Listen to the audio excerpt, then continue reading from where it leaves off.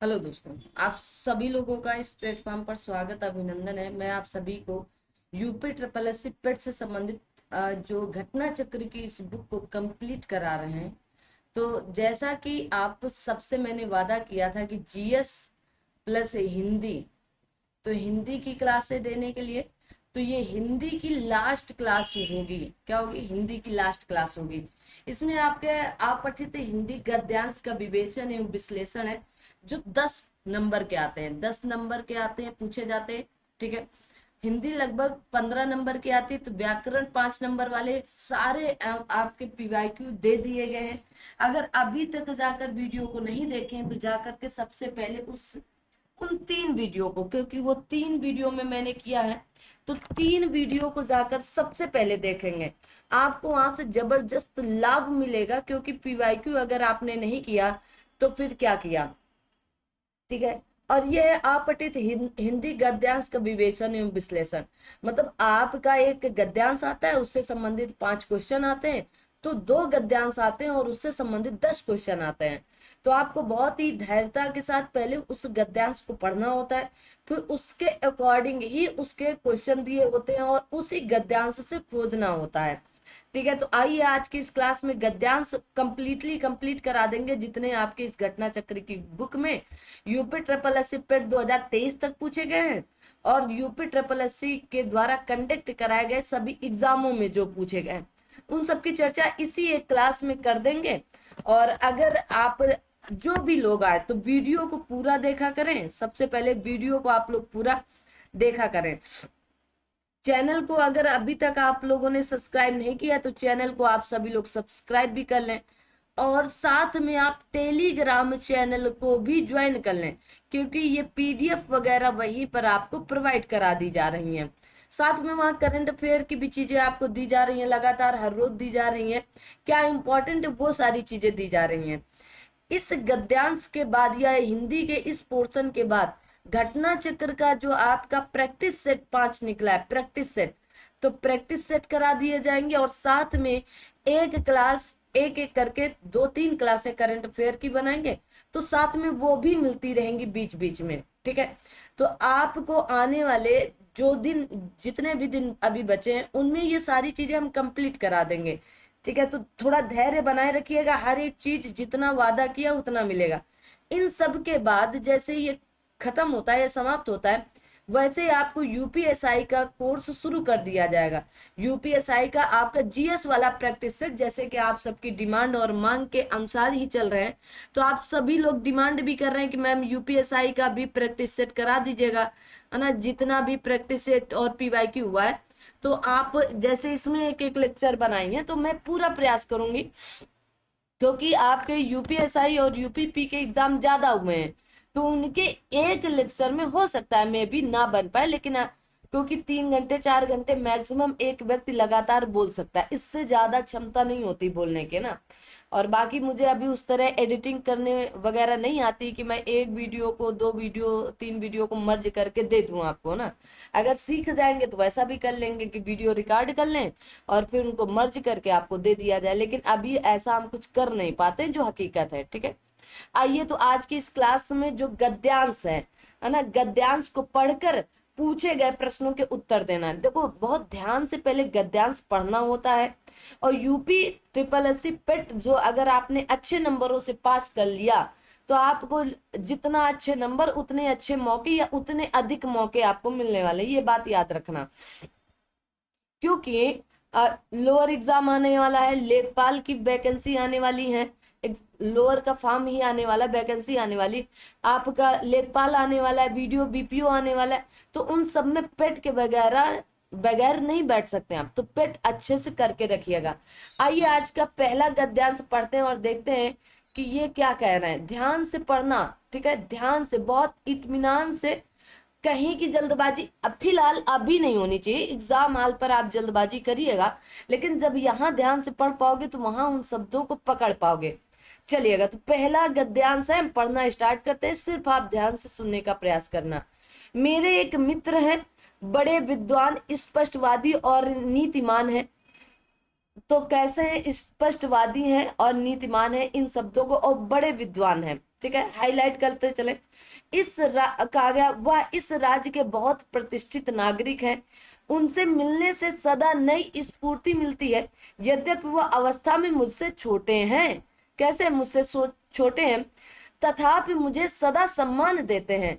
इस देश में यह एक अच्छी बात है कि सब प्रकार से हीन होकर भी यदि कोई उम्र में बड़ा हो तो थोड़ा सा आदर पा ही जाता है। मैं भी पा जाता हूँ। मेरे इस मित्र की शिकायत थी कि देश की दुर्दशा देखते हुए भी मैं कुछ कह नहीं रहा हूँ। ऐसा क्यों है ना? तो आपको अपने से कुछ ना सोचना है कि भाई दुर्दशा देश की ऐसी है तो आप ये जो आपका पैराग्राफ जो बोला, जो आपका गद्यांश बोला, बस इसको देखना है ना। उसमें कुछ भी हो जाए, दुर्दशा हो जाए या मार हो जाए, खून निकल आए, आपको अपने से कोई एक शब्द नहीं जोड़ना है। आ जाओ। अर्थात इस कहा गया दुर्दशा के लिए लोग जिम्मेदार हैं, उनकी कहा गया आपके बात सुना नहीं कर रहा हूं। ठीक है, तो उनकी कहा गया आपके बात सुना नहीं कर रहा हूं, यह एक भयंकर अपराध है।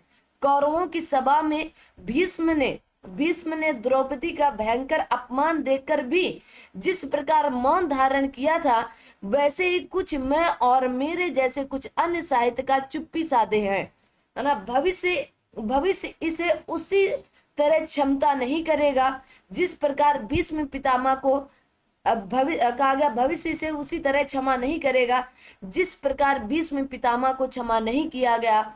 मैं थोड़ी देर तक कहा गया अभिभूत होकर सुनता रहा और मन में पाप बोध का भी एहसास हुआ। सोचता रहा कुछ करना चाहिए, नहीं तो भविष्य क्षमा नहीं करेगा। वर्तमान ही कौन क्षमा कर रहा है। काफी देर तक मैं परेशान रहा। चुप रहना ठीक नहीं है ना। कहा गया कम वक्त भविष्य कभी माफ नहीं करेगा, इसकी सीमा भी तो कोई नहीं है। 5000 वर्ष बीत गए और अब तक बेचारे भीष्म पितामह को क्षमा नहीं किया गया। भविष्य विकट कहा गया आशय सुन काफी देर बाद भ्रम दूर हुआ। मैं भीष्म नहीं हूँ। अगर हिंदी में लिखने वाला कोई भीष्म हो जाता हो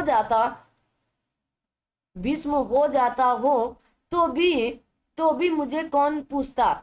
बहुत ज्ञानी गुणी भरे पड़े हैं, मुझसे अवस्था में, ज्ञान में, प्रतिभा में बहुत आगे हैं। मुझे कोई डर नहीं है। भविष्य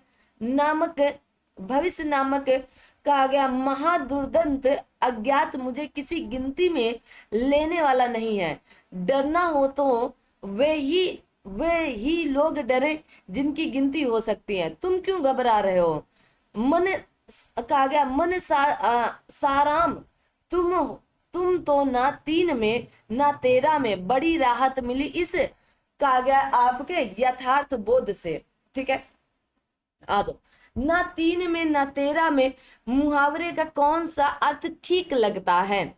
धोखे में रहना, बहुत ही महत्वपूर्ण होना, धैर्य पूर्वक सोचना, किसी भी गिनती में ना आना। पेट में ही पूछा गया था तो आप कहेंगे किसी की भी गिनती में ना आना। भाई स्पष्ट कहा जा रहा, तुम क्यों घबराते हो, है ना। कहा गया मनसा राम तुम तो ना 3 में हो ना 13 में बड़ी राहत मिली इस यथार्थ बोध से। ठीक है, आगे आते हैं अगला क्वेश्चन। कहा गया यहाँ पर बात सुना का तात्पर्य निंदा और तिरस्कार से था। किससे? आपको इसीलिए मैंने हाईलाइट भी किया इन शब्दों को, ये शब्द इंपॉर्टेंट होते हैं।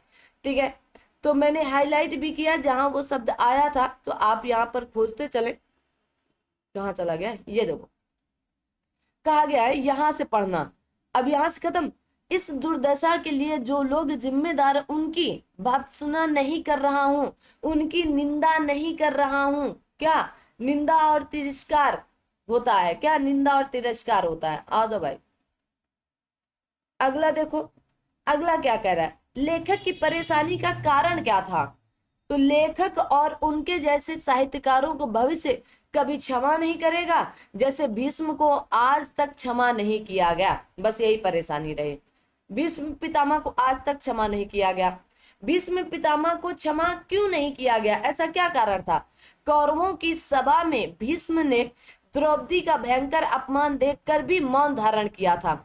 अगर आपके अगल बगल समाज में कुछ गलत हो रहा है और आप फिर भी मौन धारण, तो वास्तव में आपको ये समाज क्षमा नहीं करेगा, आने वाला भविष्य आपको क्षमा नहीं करेगा कि आप गलत के साथ ही खड़े हो, है ना। गलत का विरोध क्यों नहीं किया, गलत को गलत क्यों नहीं कहा। अगर आप पढ़े लिखे होकर भी गलत को गलत नहीं कह रहे हो तो फिर आप पढ़े लिखे मूर्ख हैं, ये सिद्ध होता है यहाँ से।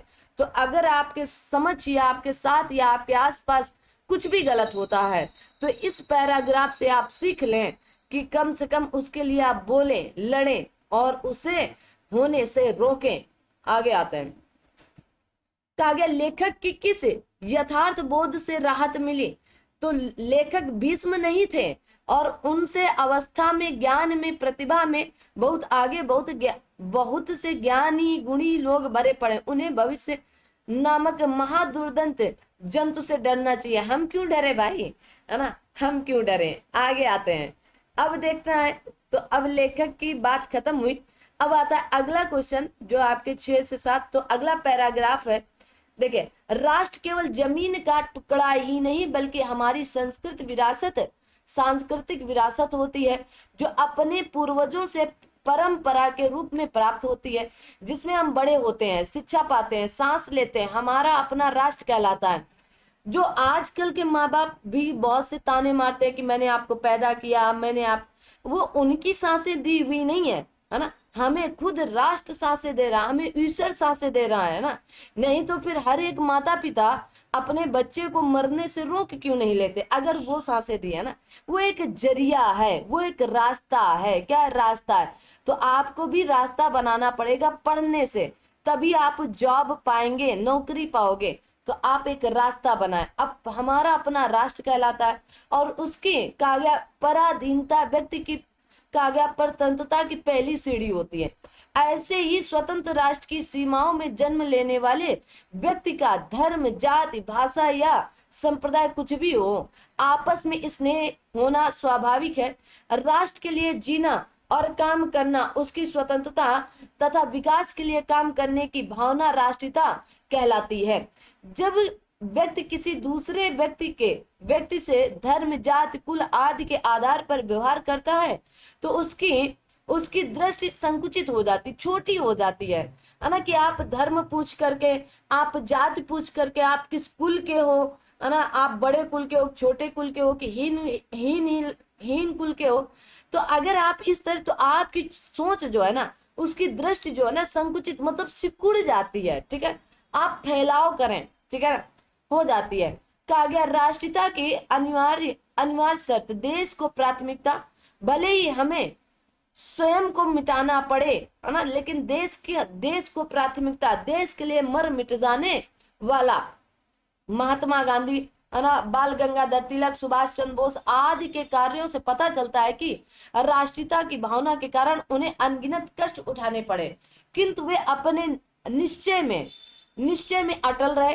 व्यक्ति को निजी अस्तित्व कायम रखने के लिए पारस्परिक सभी सीमाओं की बाधाओं को भुलाकर कार्य करना चाहिए, तभी उनकी नीतियां, रीतियां राष्ट्रीय कही जा सकती हैं।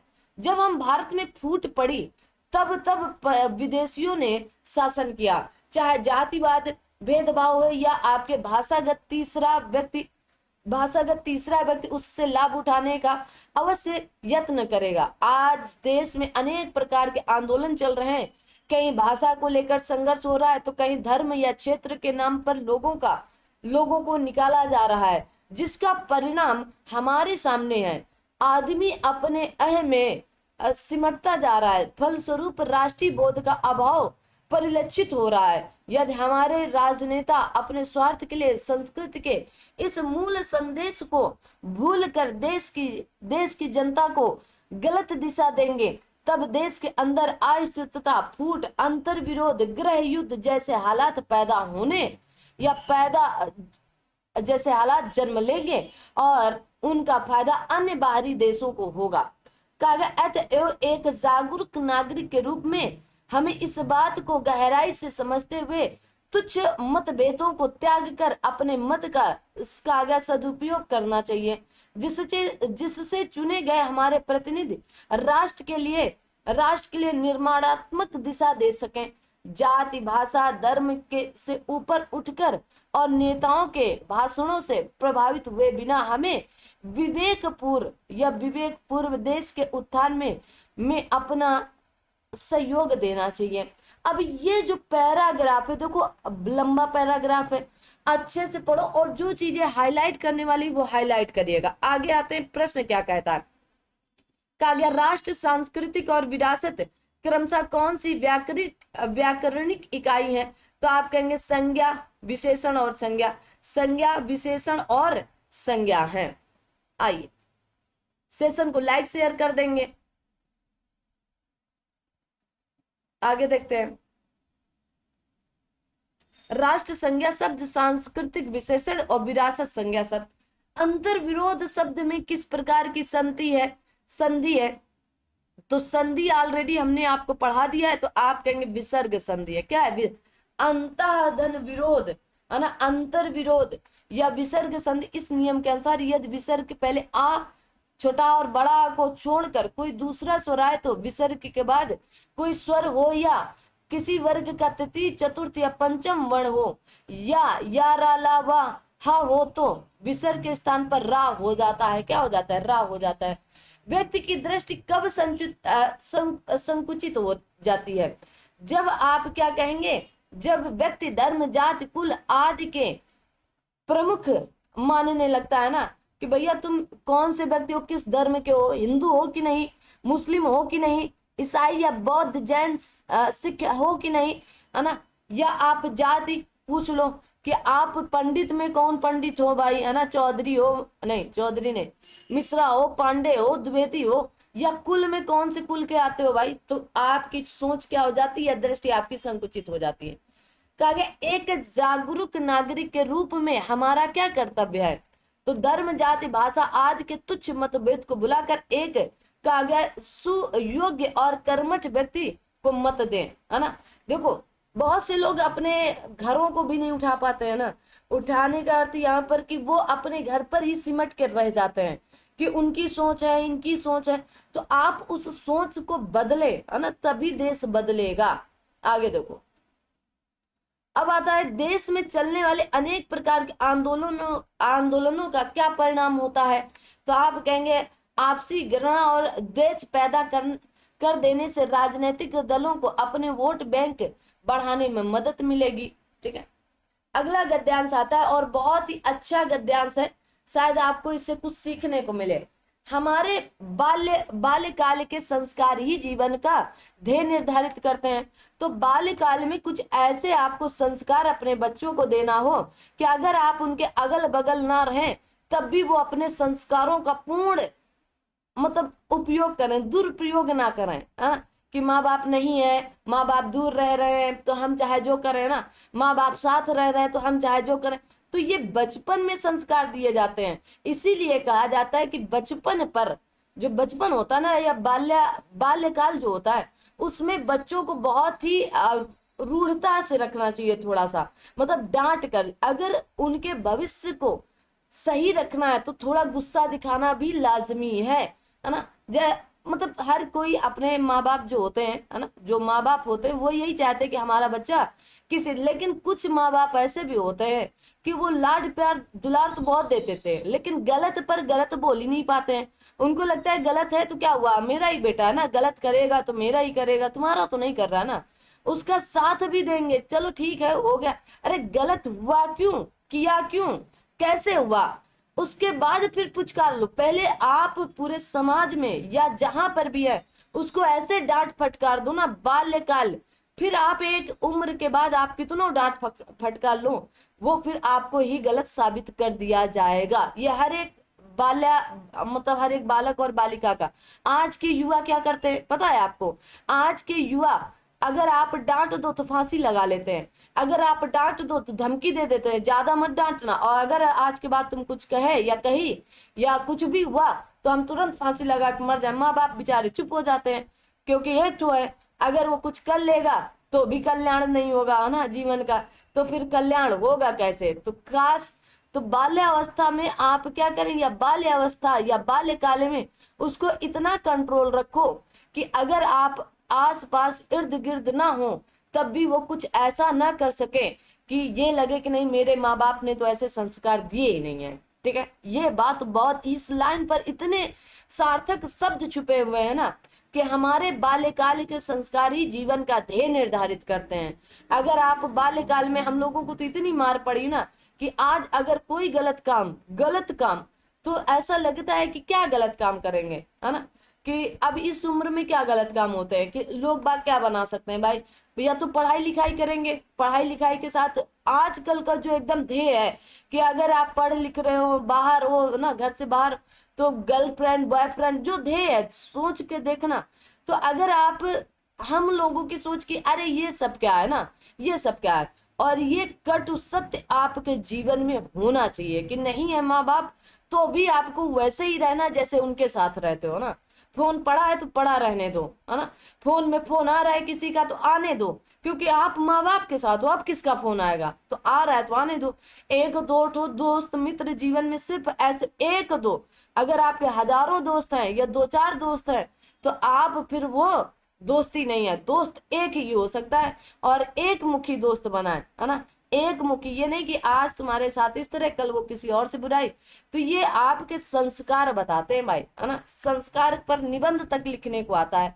आगे आते हैं, अतः यदि कागज सैसों में हमारी संतान ऐसे व्यक्तियों की छाया में ज्ञान प्राप्त करेगी जिनसे चरित्र तथा सिद्धांत की विशेषता नहीं है, ना उनका कोई चरित्र है ना उनका कोई सिद्धांत है, तो अगर आप ऐसे व्यक्ति से उसका ज्ञान प्राप्त कर रहे हैं या ज्ञान उसको प्राप्त हो रहा है तो वो क्या सीखेगा, जिनमें संस्कार जनित अनेक दोष हैं, है ना। संस्कार बहुत बड़ी बात होती है, आपको सिद्ध करता है कि आपके संस्कार कैसे हैं। आपका उठना बैठना, आपके हाँ ना के जवाब से, आपकी आंख की नजरों से पता चल जाता है आप कैसे होंगे और आपके संस्कार कैसे हैं। तो फिर उनके चरित्र पर भी उसी की छाप पड़ेगी और भविष्य में उनके ध्येय भी उसी के अनुसार कहा गया स्वार्थ में और अस्थिर होंगे, है ना। कुछ लोग देखे होंगे कि बचपन से स्वार्थी होते हैं कि अरे ये तो भैया हम पैसा कम खर्चा करेंगे ना, हाँ लेकिन अब नहीं है, एक उनके पास ध्येय हो जाता नहीं है तो कहाँ से खर्चा करें, लेकिन वो स्वार्थी होते हैं, अपने लिए वो सब कुछ कर लेंगे जो उनको करना होगा, है ना, जो उनको नहीं भी करना होगा वो भी, लेकिन दूसरों के लिए या अपने घर परिवार के लिए करने में स्वार्थपन दिखाते हैं कि नहीं है ही नहीं तो क्या करें। शिक्षा एक ऐसा कर्तव्य नहीं है जो किसी पुस्तक को प्रथम पृष्ठ से अंतिम पृष्ठ तक पढ़ाने से ही पूर्ण हो जाता है, वरन वह ऐसा कर्तव्य है जिसकी परिधि सारे जीवन को घेरे हुए और पुस्तक ऐसे सांचे में जिनमें ढालकर उसे सुडैल बनाया जा सकता है। ठीक है, आत्मनिर्भरता, आत्मनिर्भरता का अर्थ अपने अपने ऊपर निर्भर रहना। जो व्यक्ति दूसरे के मुंह को नहीं ताकते वे आत्मनिर्भर होते हैं। कहा गया वस्तुतः आत्मविश्वास के बल पर कार्य करते रहना आत्मनिर्भरता है। आत्मनिर्भरता का अर्थ है समाज निज राष्ट्र की आवश्यकताओं की पूर्ति करना। व्यक्ति समाज तथा राष्ट्र में आत्मविश्वास की भावना आत्मनिर्भरता का प्रतीक है। स्वावलंबन जीवन की सफलता की पहली सीढ़ी है। सफलता प्राप्त करने के लिए व्यक्ति को स्वावलंबी अवश्य होना चाहिए। स्वावलंबन व्यक्ति समाज और राष्ट्र के जीवन में कहा गया सर्वांगीण सफलता प्राप्ति का महामंत्र है। स्वावलंबन जीवन का अमूल्य आभूषण है। वीरों तथा कर्म योगियों को इष्ट देव है। कहा गया सर्वांगीण उन्नति का आधार है। अब इतनी सी चीजें आत्मनिर्भरता के बारे में बताई गई भाई। जब व्यक्ति स्वावलंबी होगा उसमें आत्मनिर्भरता होगी। जब व्यक्ति स्वावलंबी, इसीलिए कहा जाता है अगर आप लड़की हैं तो आप चाहे 10 रुपए कमाओ लेकिन कमाओ जरूर, स्वावलंबी बने, अपने पैरों पर खड़े होने का पूरा प्रयास करें, उसमें आत्मनिर्भरता होगी। तो ऐसा कोई कार्य नहीं जिसे वह न कर सके। स्वावलंबी मनुष्य के सामने कोई भी कार्य आ जाए वह अपने दृढ़ विश्वास से, अपने आत्मबल से उसे अवश्य ही पूर्ण कर लेगा। स्वावलंबी मनुष्य जीवन में कभी भी असफलता का मुंह नहीं देखता है, वह जीवन के हर क्षेत्र में निरंतर कामयाब होता जाता है। सफलता तो स्वावलंबी मनुष्य की दासी बनकर रहती है। जिस व्यक्ति का स्वयं अपने आप पर ही विश्वास नहीं, वह भला क्या कर पाएगा। परंतु इसके विपरीत जिस व्यक्ति में आत्मनिर्भरता होगी, वह कभी किसी के सामने नहीं झुकेगा। वह जो करेगा सोच समझ कर धैर्य से करेगा। मनुष्य में सबसे बड़ी कमी स्वावलंबन का ना होना है ना। और स्वावलंबन की अगर बात करो आज की युवा की, भाई अपने लिए कुछ करते चलो, अपने जो आपकी क्रिएटिविटी है वो करते चलो, स्वावलंबन दिखाएं और करने का प्रयास करें, है ना। अपने लिए करो भाई, कि हमारा ये घर है, हमारा ये परिवार है ना, हमारे ये भाई है, हमारे बहन है, हम इनका ध्यान रखें। तो आप जब ऐसा करोगे तभी कुछ होगा। स्वावलंबन का ना हो, कहा गया मनुष्य में सबसे बड़ी कमी। जैसे उनका स्वार्थ सिद्ध हुआ तो वो क्या करते हैं कि भाई अब क्या करना है कमा के, हम तो अपना काम निकाल लिए, हमारा काम हो गया, अब बस बंद, है ना। अब क्या हुआ, मनुष्य में सबसे बड़ी कमी है कि स्वावलंबन का ना हो। जैसे अपना काम निकला, बात खत्म। सबसे बड़ा गुण भी मनुष्य की आत्मनिर्भरता ही है। आइए अब इससे संबंधित जो भी प्रश्न बनते हैं उनको देखने का प्रयास करते हैं। आगे सर्वांगीण सफलता प्राप्ति का महामंत्र लेखक के अनुसार क्या है, तो आत्मनिर्भर और आत्मबल है। आत्मनिर्भर और आत्मबल है। कहा गया आपके स्वार्थ में तथा अस्थिर शब्दों के विलोम। तो स्वार्थ में तो आप कहेंगे निस्वार्थ, है ना। भाई निस्वार्थ आज की दुनिया में कौन काम करता है, सबका स्वार्थ सदा हुआ है ना, कि तुम्हारे से हमारा स्वार्थ निकले, तुम्हारा और हमारा तुम्हारे से स्वार्थ निकले। तो सब स्वार्थ पर टिके हुए। अस्थिर गतिहीन, क्या होगा, अस्थिर गतिहीन, ठीक है। तो स्वार्थ में का विलोम निस्वार्थ तथा अस्थिर का विलोम गतिहीन होगा। यद्यपि अस्थिर का उचित विलोम स्थिर तथा गतिहीन का उचित विलोम गतिशील अथवा गतिमान होना चाहिए था। कहा सफलता कार्य और आत्मनिर्भरता शब्दों के लिंग है। तो कैसे लिंग है, सफलता मिलती है, सफलता मिलता नहीं है तो स्त्रीलिंग, ठीक है। कार्य किया जाता है, कार्य की नहीं जाती, पुल्लिंग। आत्मनिर्भरता ये हम आत्मनिर्भरता के बल पर, तो आत्मनिर्भरता ना, आत्मनिर्भरता स्त्रीलिंग, क्या बोलोगे, स्त्रीलिंग। आ जाओ भाई। जीवन की सफलता की पहली सीढ़ी कौन सी है, आत्मनिर्भर बनना, ठीक है। आत्मनिर्भर बनो आप, ठीक है ना। आ जाओ। कहा गया सैसों के शिक्षकों का बच्चों पर क्या असर पड़ा। तो बच्चे निर्दोष और आबोध होते हैं और शिक्षकों के स्वभावगत गुण दोष का खास असर नहीं होता है। शिक्षकों के चरित्र के गुण दोष सहज ही बच्चों में आ जाते हैं। तो क्या बोलेंगे आप, कहेंगे option number B is right answer. क्या होगा, बी इज राइट आंसर, ठीक है। आराम से पढ़ो, ध्यान से पढ़ो। आगे देखो, अब आता है अगला पैराग्राफ, और बहुत ही शानदार जानदार, थोड़े से लंबे पैराग्राफ है लेकिन अच्छा लगेगा। मृत्युंजय और संघमित्र की मित्रता पाटलिपुत्र के कहां पर, पाटलिपुत्र के जन जन की जानी बात थी, ठीक है। जन जन की क्या थी, जानी बात थी। ओके, आगे आते हैं, बस एक सेकंड देना, ये तो आप भी से हिट हो गया है भाई। चलो, क्या जन जन की जानी बात थी, ठीक है। मृत्युंजय जन जन द्वारा आपके धन्वंतरी की उपाधि से विभूषित वैद्य थे और संघमित्र समस्त उपाधियों से विमुक्त बिच्छू मृत्युंजय चरक और काव्य श्रुसुत को समर्पित थे। तो संघमित्र बुद्ध के संग और धर्म को प्रथम का जीवन ही संपन्नता और दीर्घायुष्य में विश्वास था। तो द्वितीय का जीवन के निराकरण और निर्वाण में दोनों ही दो विपरीत तटों के समान थे। फिर भी उनके मध्य बहने वाली स्नेह सरिता उन्हें अभिन्न बनाए रखती थी।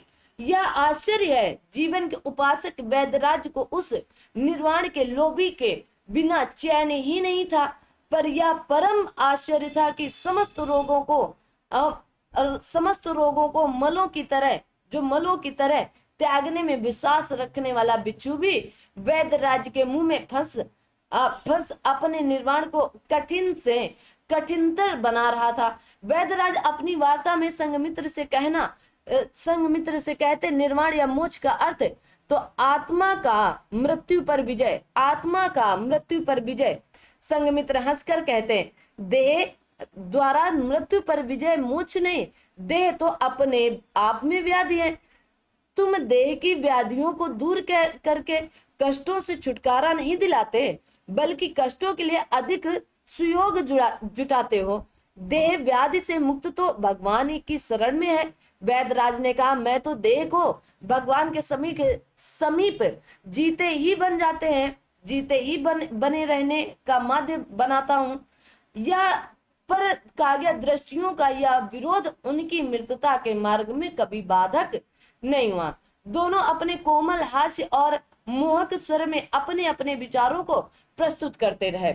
तो आइए देखते हैं, कहा गया देह व्याधि के निराकरण के बारे में संघमित्र का क्या विचार था। तो संघमित्र देह व्याधि के से मुक्ति भगवान के शरण में मानते हैं। कहां पर? भगवान की शरण में मानते थे। आगे देखो, कहा गया आत्मा का मृत्यु पर विजय ही मोक्ष। मृत्युंजय का ऐसा मानना था। किसका? मृत्युंजय का। व्याधि और सुयोग शब्दों में क्रमशः उपसर्ग लगाए, तो आप कहेंगे वि व्याधि में है और सु सुयोग में है। तो योग में सु लगाओगे सुयोग, और व्याधि में भी लगाओगे तो व्याधि। ठीक है, आ जाओ भाई। संघमित्र और मृत्युंजय के विषय में कौन सा विकल्प सही है? तो आप कहेंगे मित्र होते हुए भी उन दोनों के जीवन सिद्धांत विपरीत थे, और कभी विभेद मतलब उस तरह नहीं कि नहीं मां लड़ झगड़ कर, क्योंकि विपरीत दिशा में काम करते थे एक दूसरे के। जीवन की संपन्नता और आपके दीर्घायुष्य में किसका विश्वास था? तो मृत्युंजय का। किसका? मृत्युंजय का। अब अगला गद्यांश आता है, आज किसी भी व्यक्ति का सबसे अलग एक टापू की तरह जीना संभव नहीं रह गया है। भारत में विभिन्न पंथों और विविध कहा गया मतांतरों के लोग साथ साथ रह रहे हैं। ऐसे में यह अधिक जरूरी हो गया कि लोग एक दूसरे को जाने, उनकी जरूरतों को, उनकी इच्छाओं आकांक्षाओं को समझें। पर आज ऐसी बातें कहाँ हो गई हैं भाई कि आप उनकी इच्छाओं को, उनकी आकांक्षाओं को जाने, है ना। लोग तो आपको इतना मूर्ख बना देंगे कि आप उस मूर्खता से निकलते निकलते उम्र बीत जाएगी। ठीक है, समझे।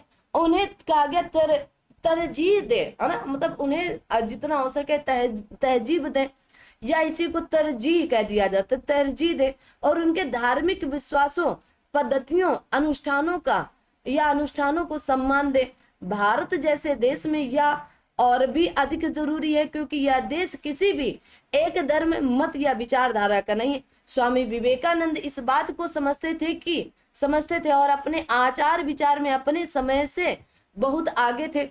उनका दृढ़ मत था कि विभिन्न धर्मों संप्रदायों के बीच संवाद होना ही चाहिए। आप किस धर्म से हैं आपको ये बताना ही चाहिए एक दूसरे से। ठीक है, और उसके बीच संवाद करना चाहिए, है ना। अब अभी आजकल देखो, जैसे पूजा घर में जा रहे हो, है ना, और अभी आपकी कांवड़ निकल रही थी, जब सावन हो रहा था ना, सावन चल रहा था जब, तो कांवड़ में जो कांवड़ यात्री थे उनको मुस्लिम भाई जब पानी दे रहे थे तो नहीं ले रहे थे, है ना, मतलब अरे ठीक है बस ऐसे करके आगे चले जा रहे थे। तो ये पैराग्राफ आपको यहां से जोड़कर लाना है कि धर्मों संप्रदायों के बीच संवाद होना चाहिए। भाई हम पानी आपको बंद वाली बोतल दे रहे हैं, कह रहे हैं, अपने विचारों को स्पष्ट कर रहे हैं, बेचारे की दुकान से लाए हैं अभी पानी, आप ले लीजिएगा, आप प्यासे होंगे चले आ रहे हैं, क्या नहीं नहीं हम आगे ले लेंगे किसी और से ना।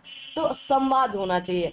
वे विभिन्न धर्मों संप्रदायों के अनेक रूपता को जायज और स्वाभाविक मानते हैं। स्वामी जी विभिन्न धार्मिक आस्थाओं के बीच सामंजस्य स्थापित करने के पक्षधर थे और सभी को एक ही धर्म का अनुयायी बनाने के विरुद्ध थे।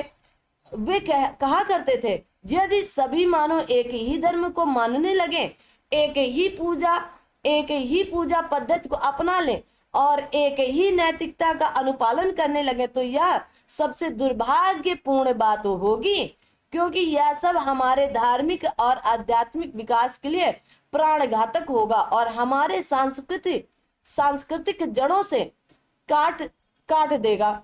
हमें सभी धर्म संप्रदाय पंथ विचारों के लोगों को और उनकी विचारधाराओं और उपासना और पद्धतियों को उचित सम्मान देना चाहिए। ठीक है, किसी भी व्यक्ति को चाहे वह किसी जाति, धर्म और भाषा से संबंधित है, प्रकृति में प्रकृति ने समान बनाया है, सभी मनुष्यों में एक ही परमात्मा का वास है। कहा गया जगतिक जगतिक विकास की दृष्टि से कोई पिछड़ा हो सकता है? यदि कोई पिछड़ा हुआ है तो उसे अपने साथ ले लेने से मानवता खिल उठती है। तो उसे अपने साथ ले लेने से क्या होती है? मानवता खिल उठती है। तो आइए अब इस पैराग्राफ में स्वामी विवेकानंद ने जो आपको बताया है, समझाया है, तो आप क्या उससे समझ पाए देखते हैं।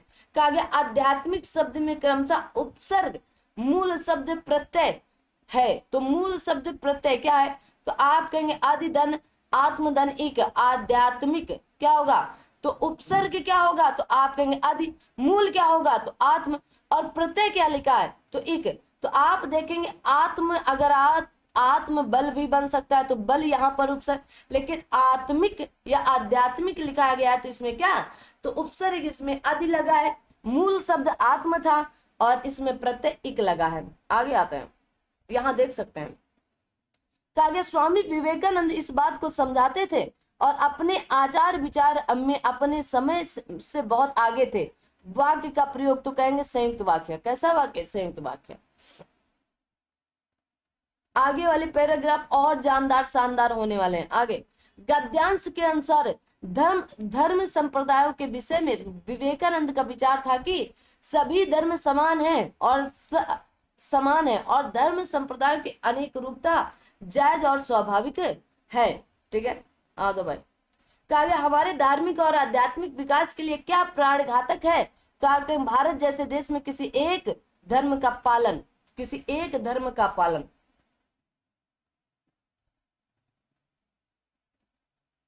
कहा गया है। मानवता कब खिल उठती है?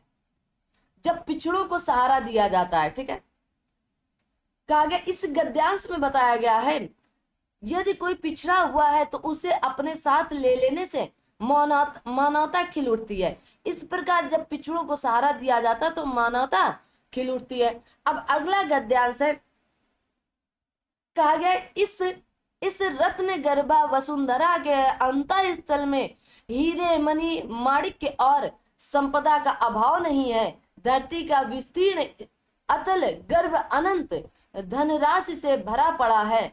आवश्यकता है इसके वृक्ष को चीर कर उन्हें कहा गया उगलवा लेने वाले दृढ़ संकल्प और साहस की।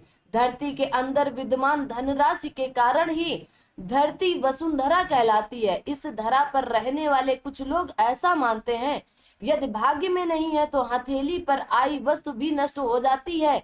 जब हम अपना चिंतन केवल भाग्यवाद को आधार मानकर करते तो हम लक्ष्य की प्राप्ति कर पाएंगे कि नहीं? तो लक्ष्य की प्राप्ति के लिए अपेक्षित प्रयत्न नहीं करते हैं, है ना।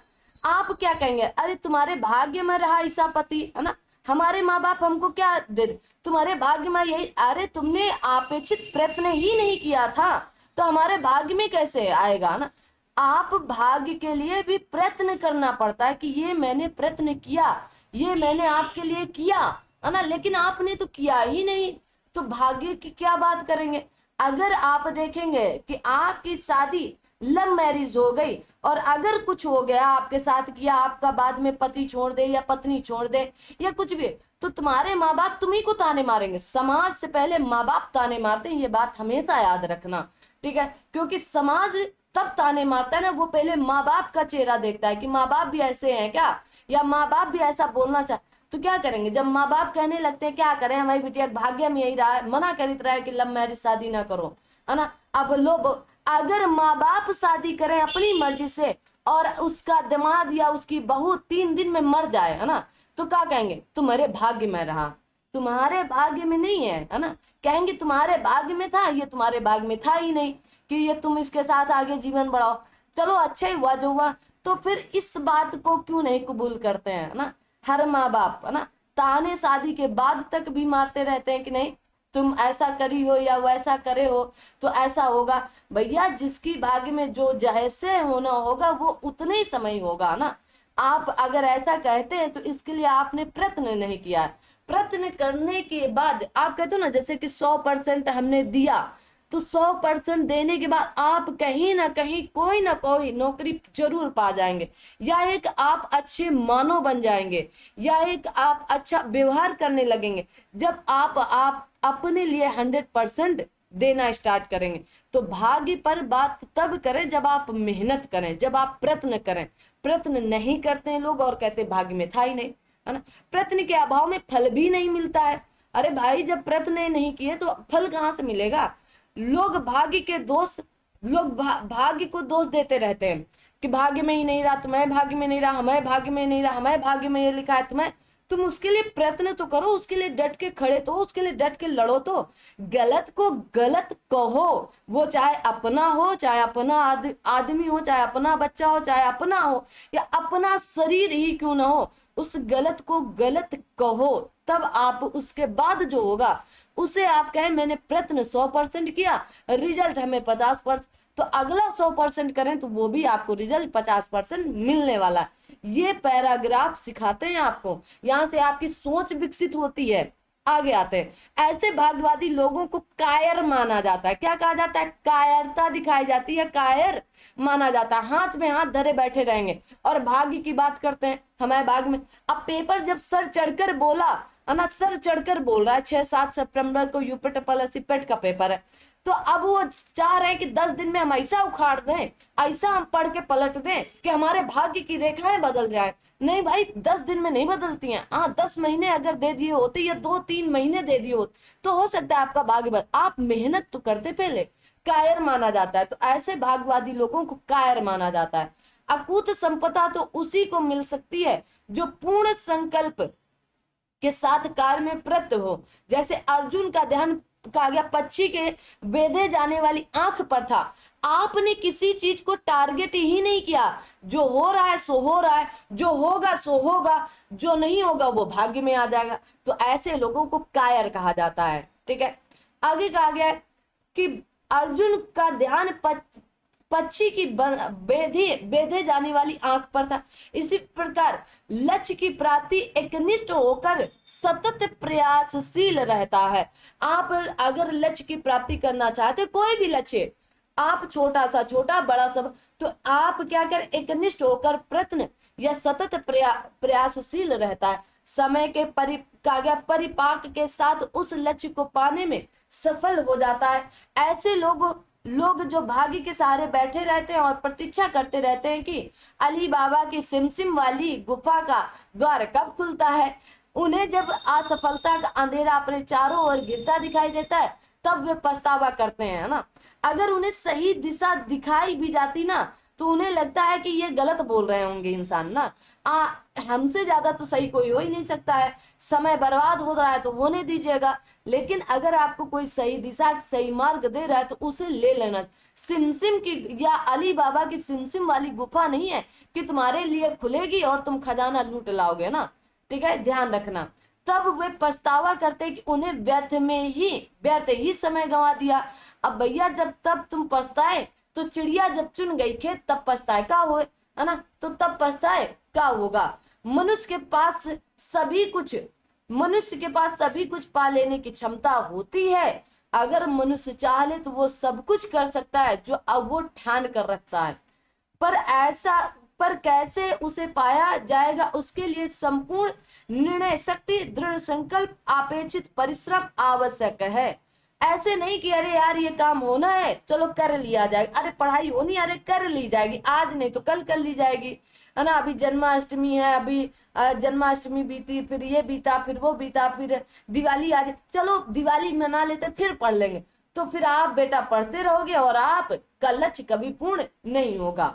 ठीक है, तो उसके लिए दृढ़ संकल्प करें, निर्णय शक्ति बनाए, संपूर्ण आपके पास सिलेबस होना चाहिए, क्या कब कैसे पढ़ना है। कई बार लक्ष्य के एकदम समीप पहुंचकर हम प्रयत्न करना छोड़ देते हैं कि लक्ष्य के एकदम समीप आर पार की लाइन पर पहुंच जाते हैं, बस लाइन पर खड़े एक कदम इधर करेंगे तो पार हो जाए, लेकिन वहीं पर प्रयत्न करना छोड़ देते हैं और भाग्य को दोष देते हैं। भाग्य जैसी कोई वस्तु या तो होती ही नहीं है और या परिश्रम की चाबी के साथ मिलकर भाग्य की चाबी काम करती है। भाग्य की अकेले अकेली चाबी सफलता के ताले को नहीं खोल सकती है। ये आप कटु सत्य है, ये आप समझ लीजिएगा। जब तक आप परिश्रम नहीं करेंगे, लगन नहीं करेंगे, दृढ़ संकल्प नहीं लेंगे, निर्णय शक्ति नहीं, अपेक्षित आप परिश्रम या आप बल नहीं कर लगाओगे, तब तक आप सफल नहीं होगे, ये आप जान। इसीलिए कवि तुलसीदास ने कहा, कायर मन कर कायर कायर मन कर एक आधार, देव देव आलसी पुकार, है ना। तो देव देव क्या करता है, आलसी पुकारता रहता है, और कायर मन एक आधारा बन जाता है, ठीक है ना। तो भाई ध्यान से सुनना, आपके तुलसी जी ने यह बात कही है। किसने? तुलसी जी ने। आगे कहा गया, भाग्य को कौन लोग दोष देते हैं? वही लोग जो प्रयत्न नहीं करेंगे, जो प्रयत्न के अभाव में फल ना मिल पाने के कारण बचाव का बहाना खोजते हैं ना। अरे भाई हम तो कोशिश किए रहे हैं, है ना, ये कोशिश नहीं किए रहे तो ये लिए असफल हो गए, है ना। तो तुम अपनी बात करो, दूसरों की टांग वहां पर खींचने की जरूरत नहीं है। परिश्रम शब्द का कौन सी व्याकरणिक इकाई है? तो आप कहेंगे संज्ञा है। क्या है? संज्ञा है। हम अपना कहा गया, जब हम अपना चिंतन केवल भाग्य को आधार मानकर करते हैं तब क्या होता है, हम पूरी तरह से मेहनत करते हैं, जब हम सफल हो जाते हैं, नहीं इनमें से तो कोई नहीं, आगे आते हैं। देखते हैं अगला ऑप्शन क्या कहलाता है। अगला ऑप्शन कहलाता है, हम लक्ष्य की प्राप्ति के लिए आप अपेक्षित प्रयत्न नहीं करते और असफल होते हैं। तो हम किस पर दोष देते हैं? भाग्य पर। हमारे भाग्य पर नहीं था, हमारे भाग्य पर ये नहीं था, वो नहीं था। अरे प्रयत्न तो करो, तुम्हारे भाग्य में जो होगा वो तुमको मेहनत के बाद मिल सकता है। जब हम अपना चिंतन केवल भाग्य को आधार मानकर करते हैं तब हम लक्ष्य की प्राप्ति के लिए अपेक्षित प्रयत्न नहीं करते और असफल हो जाते हैं। जीवन में भाग्य का फल किसको मिलता है? उन्हीं को मिलता है जो परिश्रम की चाबी के साथ भाग्य की चाबी मिलाकर सफलता का ताला खोलने का प्रयास करते हैं, है ना। सफलता का ताला खोलने का प्रयास करें। ये 2023 के पेट में आए थे। कहा गया, गद्यांश में कायर किसको माना जाए? जो अपेक्षित परिश्रम से डरकर भाग्य का आश्रय ले लेता है ना। हमारा भाग्य तो जीवन भर ऐसे रहा, हमारे भाग्य में है लिखा रहा, हमारे भाग्य में ये, हमारे भाग्य में वो। अरे उसका डट के सामना तो करो, पहले उसका विरोध तो करो। उसका उसका मतलब सामने वाले का अगर आपको लग रहा है कि सामने वाला, तो उसका अपमान तो करके देखो एक बार, पहले उसका विरोध करो, है ना। उसका विरोध करो, उसको बताओ कि तुम गलत हो। भाई आजकल को लोगों को अगर ये बातें बताने लगो कि तुम गलत हो, तो उल्टा चोर कोतवाल को ही डांटे, है ना। बस यही कहावत एकदम फिट बैठ जाती है आज की। अब आता है अगला, और बड़ा अच्छा है, समाज की विषमता शोषण की जननी है। समाज में जितनी विषमता होगी सामान्यता शोषण उतना ही अधिक होगा। क्योंकि हमारे देश में सामाजिक, आर्थिक, शैक्षणिक, सांस्कृतिक असमानताएं अधिक है, जिसकी वजह से एक व्यक्ति एक स्थान पर शोषक तथा वही दूसरे स्थान पर शोषित होता है। जब जब बात उपभोक्ता संरक्षण की हो तब पहला प्रश्न यह उठता है कि उपभोक्ता किसे कहते हैं या उपभोक्ता की परिभाषा क्या है। सामान्यतः उस व्यक्ति या व्यक्ति समूह को उपभोक्ता कहा जाता है जो सीधे तौर पर किन्हीं भी वस्तुओं अथवा सेवाओं का उपयोग करते हैं, और इस प्रकार सभी व्यक्ति किसी न किसी रूप में उपभोक्ता होते हैं और शोषण का शिकार होते हैं। तो भाई अब देखते हैं, हमारे देश में ऐसे अशिक्षित, सामाजिक एवं आर्थिक रूप से दुर्बल, अशक्त लोगों की भीड़ है जो शहर की मलिन बस्तियों में फुटपाथ पर, सड़क पर तथा रेलवे लाइन के किनारे, गंदे नालों के किनारे झोपड़ी डालकर अथवा किसी भी अन्य तरह अपना जीवन यापन कर रहे हैं। वे दुनिया के सबसे बड़े प्रजातांत्रिक देशों की कहा गया समाजोपयोगी ऊर्ध्वमुखी योजनाओं से वंचित है। उन्हें आधुनिक सफेद पोशों व्यापारियों, नौकरशाहों एवं तथा कथित बुद्धिजीवी वर्ग ने मिलकर बांट लिया है। सही मायने में शोषण इन्हीं की देन है। सरकार जितनी भी योजनाएं बनाकर लागू करे, कोई बड़ा परिवर्तन संभव नहीं है। उपभोक्ता शोषण का तात्पर्य केवल उत्पादकता व व्यापारियों द्वारा किए गए शोषण से ही लिया जाता है, जबकि इसके क्षेत्र में वस्तुएं एवं सेवाएं दोनों ही सम्मिलित हैं, जिनके अंतर्गत डॉक्टर, शिक्षक, प्रशासनिक अधिकारी, पुलिस, ऊंचे ओहदे पर बैठे सरकारी कर्मचारी, वकील आदि आते हैं, सभी आते हैं। कहा गया इन सब ने शोषण के क्षेत्र में जो कीर्तिमान बनाए हैं वे वास्तव में Guinness book of world record में दर्ज कराने लायक हैं। कानून के हाथ कितने भी लंबे हों, इन सभी तक नहीं पहुंच सकते हैं, क्योंकि रक्षक जब भक्षक बन जाए तो कौन बचाए। भ्रष्टाचार सभी की जड़ों में पहुंचता हुआ ऊपर से नीचे या नीचे से ऊपर, क्या क्या कभी इन लोगों के अच्छे दिन आएंगे? तो दूसरी और किसी तरह अपनी इज्जत आबरू बचाता मध्यम वर्ग है, जो ना तो किसी पार्टी को वोट बैंक में है और ना ज्यादा पढ़ा लिखा संपन्न, न सरकार उसकी परेशानियों को समझती और ना कोई अन्य राजनीतिक पार्टी। जिनको सरकारी पेंशन नहीं मिलती, ऐसे बड़े बूढ़े लाचार लोगों की स्थिति और भी खराब है। ना तो उनकी संस्कार विहीन संतान उनका ध्यान रखने को तैयार है, न सरकार उनके लिए कुछ सोच पा रही है। क्या इस विषमता को हटाने की दिशा में कोई कदम उठाया जा रहा है? क्या पढ़े लिखे नौजवान को उपयुक्त रोजगार दिए जाने की दिशा में कुछ हो रहा है? क्या होगा इस देश का भगवान ही जानता है। क्या जानता है? भगवान ही जानता है। अब आजकल की जो संतानें हैं, संस्कार विहीन संतानें हैं, है ना, तो क्या ये अपने माता पिता का ध्यान रख पाएंगे? क्या अपने बड़े बूढ़े लाचार लोगों की स्थिति भी खराब है तो उनकी सरकार विहीन संतान उसका ध्यान भी नहीं रखती हैं। अब आजकल क्या है, कुत्ता पाल लेंगे, है ना, कुत्ता पाल लेंगे, लेकिन बूढ़े माँ बाप को वृद्धाश्रम में भेज जाते हैं। क्यों भेज जाते हैं? कहेंगे कि वो हमारी पत्नी को, हमारे बच्चों को डांटती हैं, काम सिखाती हैं, इसलिए भेज जाते हैं, है ना। अरे आप उन्हें एक कमरा दे दो, है ना, अपने माता पिता को एक कमरा और 3 टाइम का खाना दे दो, बस इतना दे दो भाई ना। अगर वो उठ बैठ नहीं पा रहे हैं तो आप उनके लिए जब इतना कर सकते हो तो आप उनके लिए या तो खुद स्वयं करें या किसी को रख दो, है ना। अगर गांव वगैरह में तो 2-4 हजार महीने में वो काम भी कर देगा, ठीक है। तो आप प्रयास करो, क्योंकि जन्म लेने का एक ही रास्ता है और वो है आपकी माता, है ना। जन्म लेने का सिर्फ एक ही रास्ता है, वो है आपकी माता। तो माता पिता का सम्मान करें ना। दुनिया में अगर आप आए हो तो इन्हीं के कारण आए हो, वरना दुनिया में आप किसी और कारण से आ ही नहीं सकते थे।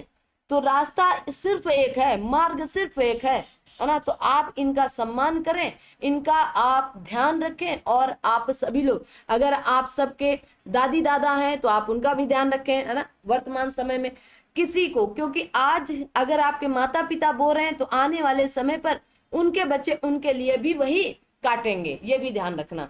समाज के मध्यम वर्ग की कौन सी समस्या है? तो जीवन यापन में आर्थिक परेशानी से समाज प्रतिष्ठा पर खतरा है।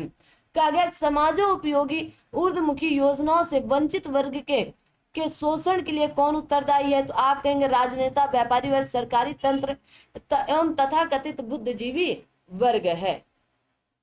आगे आते हैं। समाज कहा गया समाजोपयोगी कहा गया आपके ऊर्ध्वमुखी योजनाओं से वंचित वर्ग के शोषण के लिए राजनेता, व्यापारी वर्ग, सरकारी तंत्र तथा कथित बुद्धिजीवी वर्ग है।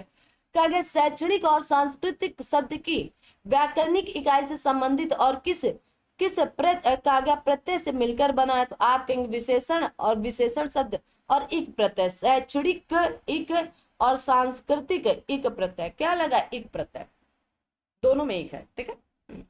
हमारे देश में समाजोपयोगी कहा गया आपके ऊर्ध्वमुखी योजनाओं से वंचित वर्ग कौन सा है? तो आप कहेंगे मलिन बस्तियों, फुटपाथ, सड़क तथा रेलवे लाइन के किनारे झोपड़ी डालकर रहने वाले अशिक्षित, दुर्बल और आसक्त लोगों का वर्ग है। आगे आता है। कहा गया लेखक के अनुसार शोषण का शिकार कौन करते हैं? तो वस्तु एवं सेवाओं का उपयोग करने वाला उपभोक्ता समूह करता है। अब अगला आता है आपका, अगला पैराग्राफ है। कहा गया भारत प्राचीन संस्कृति का देश है। यहाँ दान पुण्य को जीवन मुक्ति का अनिवार्य अंग माना गया है। जब दान देने को धार्मिक कृत्य मान लिया गया तो निश्चित तौर पर दान लेने वाले भी होंगे, है ना। अब भाई जब दान मान ही लिया गया है, भारतीय प्राचीन संस्कृति का देश है, यहाँ दान पुण्य को जीवन मुक्ति का अनिवार्य अंग माना गया। कहा जाता ना, अरे दान दे दो, है ना, दान दे दो भाई, क्या कहते हैं, बुढ़ापा चल रहा है, दान वान कर लो कुछ ना। तो जब दान देने को धार्मिक कृत्य मान लिया गया है तो निश्चित तौर पर दान लेने वाले भी होंगे। तो अगर होंगे नहीं तो दोगे किसको? तो पहले माना गया है कि मतलब दान पुण्य जीवन मुक्ति, है ना। रिश्वत पहले आप दिए हो तब रिश्वत लेना, लेगा कोई भी, है ना। तो लेने वाला भी कोई होगा तो देने वाला भी तो कोई होगा ना, तभी ना लेने देने वाला होगा। हमारे समाज में कहा गया भिक्षावृत्ति, भिक्षावृत्ति की कमजोरी समाज के धर्मात्मा दयालु व सज्जन लोगों की है। भारतीय समाज में दान लेना व दान देना दोनों धर्म के अंग माने गए हैं। पहले दान देने से पूर्व दान लेने वाले की पात्रता देखी जाती थी और योग्य पात्र को दान दिया जाता था। धर्मशास्त्रों ने दान की महिमा का बढ़ा चढ़ाकर वर्णन किया, जिसके कारण भिक्षावृत्ति को भी धार्मिक मान्यता मिल गई। धीरे धीरे कहा गया दान दाताओं ने पात्रता पर ध्यान देना बंद कर दिया, है ना। और आपके दयावश कहा गया निरीह अपाहिज और गरीबों को दान दिया जाने लगा। अब क्या हुआ, धीरे धीरे यह शैन्य शैन्य समाज में और मूल्यों में बदलाव आया और अधिकतर लोग ग्रामीण गरीबों, ब्राह्मणों और भिखारियों को दान का पात्र समझने लगे। किसको? गरीबों को, ब्राह्मणों को और भिखारियों को। समाज में जब इस प्रकार के परिवर्तन हुए तो धीरे धीरे लोगों ने भिक्षा को अपनी जीविका ही बना लिया। गरीबी के कारण बेसहारा लोग भीख मांगने लगे। काम न मिलने से भी भिक्षावृत्ति को बल मिला और पूजा स्थल, तीर्थ, रेलवे स्टेशन, बस स्टैंड, गली मोहल्ले आदि आदि स्थानों पर हर जगह भिखारी दिखाई देने शुरू हो गए। इस कार्य में हर आयु के व्यक्ति शामिल होने लग गए। ठीक है, साल 2 साल के दूध मुहे बच्चे से लेकर 80-90 वर्ष के बूढ़े तक को भीख मांगते देखा जा सकता है। आज तो भीख मांगने का भीख मांगने का भी एक कलापूर्ण व्यवसाय बनता जा रहा है ना। आजकल यूट्यूब पर ऑनलाइन भीख मांगी जाती है ना। हाँ, रूम रेंट 50 रुपए, है ना। लिख लिख कर स्कैनर रखे, भैया हमको पैसा दे दो ना। तो आप ऐसी गलती नहीं कर रहे हैं, ठीक है। वो हम ये नहीं कहते, अगर आप देने योग्य हैं, देखो दान भी एक बड़ी बात होती है ना, कि आप देने योग्य होंगे तभी देंगे। तो आप दे सकते हैं तो दे देना, कोई ये छोटी बात नहीं हो जाएगी, बड़ी बात होगी। लेकिन इनके लिए सोचने योग्य है ना, कि कोई मास्क लगा कर बैठा है तो कोई अपना चेहरा छुपा कर बैठा है। जब आपको इतना ही डर था तो फिर वो 50 रुपए का बैनर लगा कर क्यों बैठे हो भाई, है ना। तो ध्यान देना, ये स्कैम है, ये लाखों रुपए महीने के घर बैठे कमा लेंगे और हमको तुमको लगेगा कि 10-5 रुपए देने से हम तुम कौन सा कुछ हो जाते हैं ना। ठीक है, आखिरकार अगर उनके 300, 400, 500, 60 हजार या 60 के या 90 के या 1 लाख व्यूज आ रहे, तो 2, 4, 5, 10 लोग तो दे ही देते होंगे, कॉमन सी बात है। आ जाओ भाई। कुछ खानदानी भिखारी होते हैं, अब इनका भी खानदान है। कुछ खानदानी भिखारी होते हैं क्योंकि पुश्तों से उनके पूर्वज धर्म स्थानों पर अपना अड्डा जमाए हुए। कुछ अपराधी बच्चों को उठा ले जाते हैं तथा उनसे भीख मंगवाते हैं। वे इतने निर्दय होते हैं कि भीख मांगने के लिए बच्चों का अंग भंग भी कर देते हैं। कुछ भिखारी अंतरराष्ट्रीय स्तर के हैं, जो देश में छोटी सी विपत्ति आ जाने पर भीख का कटोरा लेकर भ्रमण के लिए निकल जाते हैं, है ना। अब ये लाइन किसके लिए समझ गए होंगे। इसके अलावा अनेक श्रेणी के और भी भिखारी होते हैं। कुछ भिखारी परिस्थिति से बनते हैं, जो कुछ बना दिए जाते हैं। ठीक है, कुछ शौकिया भी इस व्यवसाय में आ गए हैं। जन्मजात भिखारी अपने स्थान पर निश्चित रखते हैं ना। कुछ भिखारी अपनी आमदनी वाली जगह दूसरे भिखारी को किराए पर देते हैं। बेरोजगारी और गरीबी के कारण कुछ वयोवृद्ध मजबूरी वंश भिखारी बनते हैं। गरीबी के कारण बेसहारा लोग भीख मांगने लगते हैं। काम न मिलना भी भिक्षावृत्ति को जन्म देती है। कुछ अपराधी बाकायदा इस काम की ट्रेनिंग देते हैं। क्या बात है, भीख रोकर, गाकर, आंखें दिखाकर या हंसकर भी मांगी जाती है। भीख मांगने के लिए इतना आवश्यक है कि दाता के मन में करुणा जागे, तभी देगा वो भीख, ये भी जान लो, है ना। कितना लंबा पैराग्राफ है ना। जागे कागे अपंगता, कुरूपता, अशक्तता, वृद्धावस्था आदि देखकर दाता करुणामय होकर भीख देने के लिए बाध्य हो जाते हैं। ठीक है, आप भी बहुत बार हम ही लोग देखते हैं कि अरे यार बहुत बूढ़ी है, चलो दे दो इनको ना, या हाथ नहीं है पैर नहीं है तो चलो दे दो ना, कुछ तो खा लेंगे चलो, तो आप क्या करुणामय होते हो तब। ठीक है, क्या भिक्षावृत्ति देश की एक समस्या नहीं है, प्रश्न चिन्ह है। गरीबों और निर्बलों को छोड़कर कई पढ़े लिखे और कागे हट्टे कट्टे भी इस वृत्ति को अपनाए हुए हैं। क्या सरकार को इस दिशा में कुछ करने की आवश्यकता नहीं है, प्रश्न चिन्ह। क्या हम लोग इन भिखारियों को करुणावश भीख दे रहे हैं, थोड़ा सोचिए। क्या हम भी इस कागे वृत्ति को बढ़ावा तो नहीं दे रहे हैं कहीं। अगर दान ही करना है तो गरीबों को पुस्तकें पाठ्य सामग्री दें, गरीबों और बीमारों को दवाएं और अस्पताल की सुविधाएं दिलाएं। इन लोगों को भीख के स्थान पर रोजगार की व्यवस्था कराएं, नगद देना बंद करें, भीख मांगने वालों को खाना खिलाएं पर कभी उन्हें नगद पैसा ना दें। अगर जनता और सरकार दोनों मिलकर काम करें और भीख मांगने वाले को पुलिस के हवाले करना शुरू कर दे तो इस पर काबू पाया जा सकता है। ठीक है, और भाई अब इससे संबंधित क्या क्या प्रश्न बने ये देखने का प्रयास करते हैं, चलेंगे। पहला प्रश्न है, थोड़ा सा लेंदी पैराग्राफ है तो कोई बात नहीं।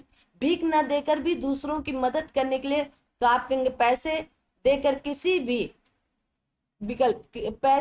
किसी भिखारी को रोजगार धंधे के लिए प्रेरित करके मदद करें उसके। ठीक है, लास्ट लाइन ही थे। दान पुण्य और जीवन मुक्ति में कौन से समास है, तो आप कहेंगे द्वंद्व और तत्पुरुष समास। दान पुण्य में द्वंद्व समास का विग्रह दान और पुण्य है, और जबकि जीवन मुक्ति में तत्पुरुष समास विग्रह जीवन से मुक्ति है।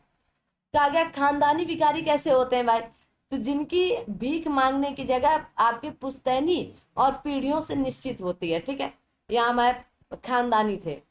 क्या भिक्षावृत्ति देश की एक समस्या है, आपका इस विषय में क्या विचार है। भिक्षावृत्ति देश की समस्या को हल करती है क्योंकि गरीबों अपंगों बेरोजगारों की जीविका इससे ही चल रही है। भिक्षावृत्ति समस्या नहीं है क्योंकि दान पुण्य तो भारतीय संस्कृति का एक धार्मिक कृत्य है। ठीक है, तो क्या बोलोगे ऑप्शन नंबर, आप कहेंगे भिक्षावृत्ति देश की एक ज्वलंत समस्या बन गई क्योंकि लोग इसको जानबूझकर अपना व्यवसाय बना रहे हैं लगातार। आगे बढ़ते हैं, कहा गया है अगला प्रश्न है कि विभिन्न स्थलों पर लोग भीख लेने के लिए क्या बाध्य हो जाते हैं। अपंगता, कुरूपता, अशक्तता, वृद्धावस्था देखकर लोग भीख देने के लिए बाध्य हो जाते हैं या करुणामय हो जाते हैं। बड़े लंबे लंबे भाई पैराग्राफ हैं इसके तो। आगे आते हैं, देखो अगला प्रश्न। अगला, सच्ची मित्रता जितनी बहुमूल्य होती है उसे बनाए रखना भी उतना ही कठिन होता है। क्या बात है भाई ना। अभी आपका जन्माष्टमी बीता है ना, जन्माष्टमी पर आप सच्ची मित्रता देखते हो ना, सच्ची मित्रता का परिचय देखते हैं। ठीक है, तो आगे आते हैं। आप लोग भी पानी वानी क्लास देखते समय पीते वीते रहा करो ना, ताकि गर्मी बहुत है ना, गर्मी बहुत और पेपर सर चढ़ कर आ रहा है। ठीक है, इस मित्रता को स्थिर और दृढ़ रखने के लिए सबसे महत्वपूर्ण आवश्यकता तो सहिष्णुता और उदारता। तो कहा गया सच्ची मित्रता जितनी बहुमूल्य होती है उसे बनाए रखना भी उतना ही कठिन होता है ना, क्योंकि एक मुखी दोस्त मिलना भी मुश्किल ही नहीं नामुमकिन है। और अगर आपके जीवन में है एक मुखी दोस्त तो उसे बनाए रखना। कैसे बनाए रखेंगे, तो आप कहेंगे सहिष्णुता और उदारता के साथ। अगर वो गुस्सा हो जाए तो तुम मना लेना। ठीक है, अगर हम गुस्सा हो जाए तो वो मना लेना। चलो, प्रत्येक व्यक्ति में कुछ ना कुछ कमी रहती ही है। चाहे जितना बड़ा अपने आप को कहे कि हम पूर्ण हैं लेकिन कुछ ना कुछ कमी रहे। पूर्ण, निर्दोष और कागज सर्वगुण संपन्न व्यक्ति कोई भी नहीं होता है। अतः मित्र के अवगुणों पर ध्यान नहीं देना चाहिए। दोष दर्शन और एक दूसरे पर छींटाकशी से मित्रता में दरार पैदा होने का भय रहता है। आज भौतिकवादी युग है और इस युग में सच्चे मित्र का मिलना वैसे भी कठिन है। अधिकतर मित्र अपना उल्लू सीधा करने के लिए मित्रता का स्वांग रचते हैं और अपना काम बन जाने के बाद अंगूठा दिखाकर चलते बनते हैं। ऐसे मित्र सामने प्रिय बोलते हैं लेकिन पीछे विष का आगे आपके विषम मन करते हैं या आपके विषम स्थितियों के बारे में बताते हैं। अरे बस काम नहीं करे ऐसे, और का मतलब है माना। अतः शास्त्रों का मत है कि ऐसे मित्र मुख पर अमृत वाले विष से भरे घड़े के या घट के समान त्याज्य है। रामचरितमानस ने कहा है, जे ना मित्र दुख हो ही दुखहारी, तिनहि विलोकत पातक भारी। ठीक है, तो रामचरितमानस में कहा गया है, जे ना मित्र दुख हो ही दुखारी, तिनहि विलोकत पातक भारी। दो भाई, तो मित्रता मिलना मुश्किल नहीं, नामुमकिन है ना। अगर आपके जीवन में ऐसा कोई मित्र है तो बहुत अच्छी बात है ना। मेरे भी जीवन में एक मित्र है ना, मित्र दोस्त फ्रेंड सब कह सकती हूँ मैं उस, है ना। तो भाई अगर उसने लगभग 8-10 साल हो गए, 10 साल ना, अगर 10 साल में वो एक लाइन ऐसे सीधी सी बोली है तो कट सत्य है, बस बात खत्म, है ना। और अगर मैंने कोई बात उससे बोल दी तो बस उसके लिए वो कट सत्य है। तो अगर वो आप पर इतना भरोसा करे तो उसे कभी धोखा नहीं देना, ये बस इतना याद रखना, यही मित्रता है। ठीक है, आ जाओ भाई। तो कहा गया आपके विषो मन शब्द किससे, तो तत्पुरुष समास होगा। कौन सा समास है, तत्पुरुष समास। ठीक है, विष का मन, है ना, विष का कहा गया वह मन, इस विग्रह से यह ज्ञात होता है कि विषो विषो मन समस्त पद के पूर्व एवं उत्तर पद के मध्य में कारक चिन्ह का लोभ है। ठीक है, कहा गया पातक शब्द का विलोम पुण्य, क्या पुण्य, पातक, अपराध का निरापराध, पाप पुण्य, उपकार अपकार। मित्रता को स्थिर और दृढ़ रखने के लिए हमें क्या सहिष्णुता का और उदारता का परिचय देना चाहिए। किस कारण से मित्रता में दरार होती है, तो दोष दोष करने और एक दूसरे की छीटाकशी से, है ना। अब आपने अपने छीटाकशी करसी तो क्या होगी, तो आपकी मित्रता पर भंग लग सकती है। कैसे मित्र विष से भरे घट के समान त्याज्य होते हैं, जो सामने प्रिय बोलते अमृत अमृत लेकिन पीछे विष ही उगल रहे हैं। ठीक है, आगे आते हैं। अगला आता है भाई, नहर अथवा नदी पर जल के प्रवाह।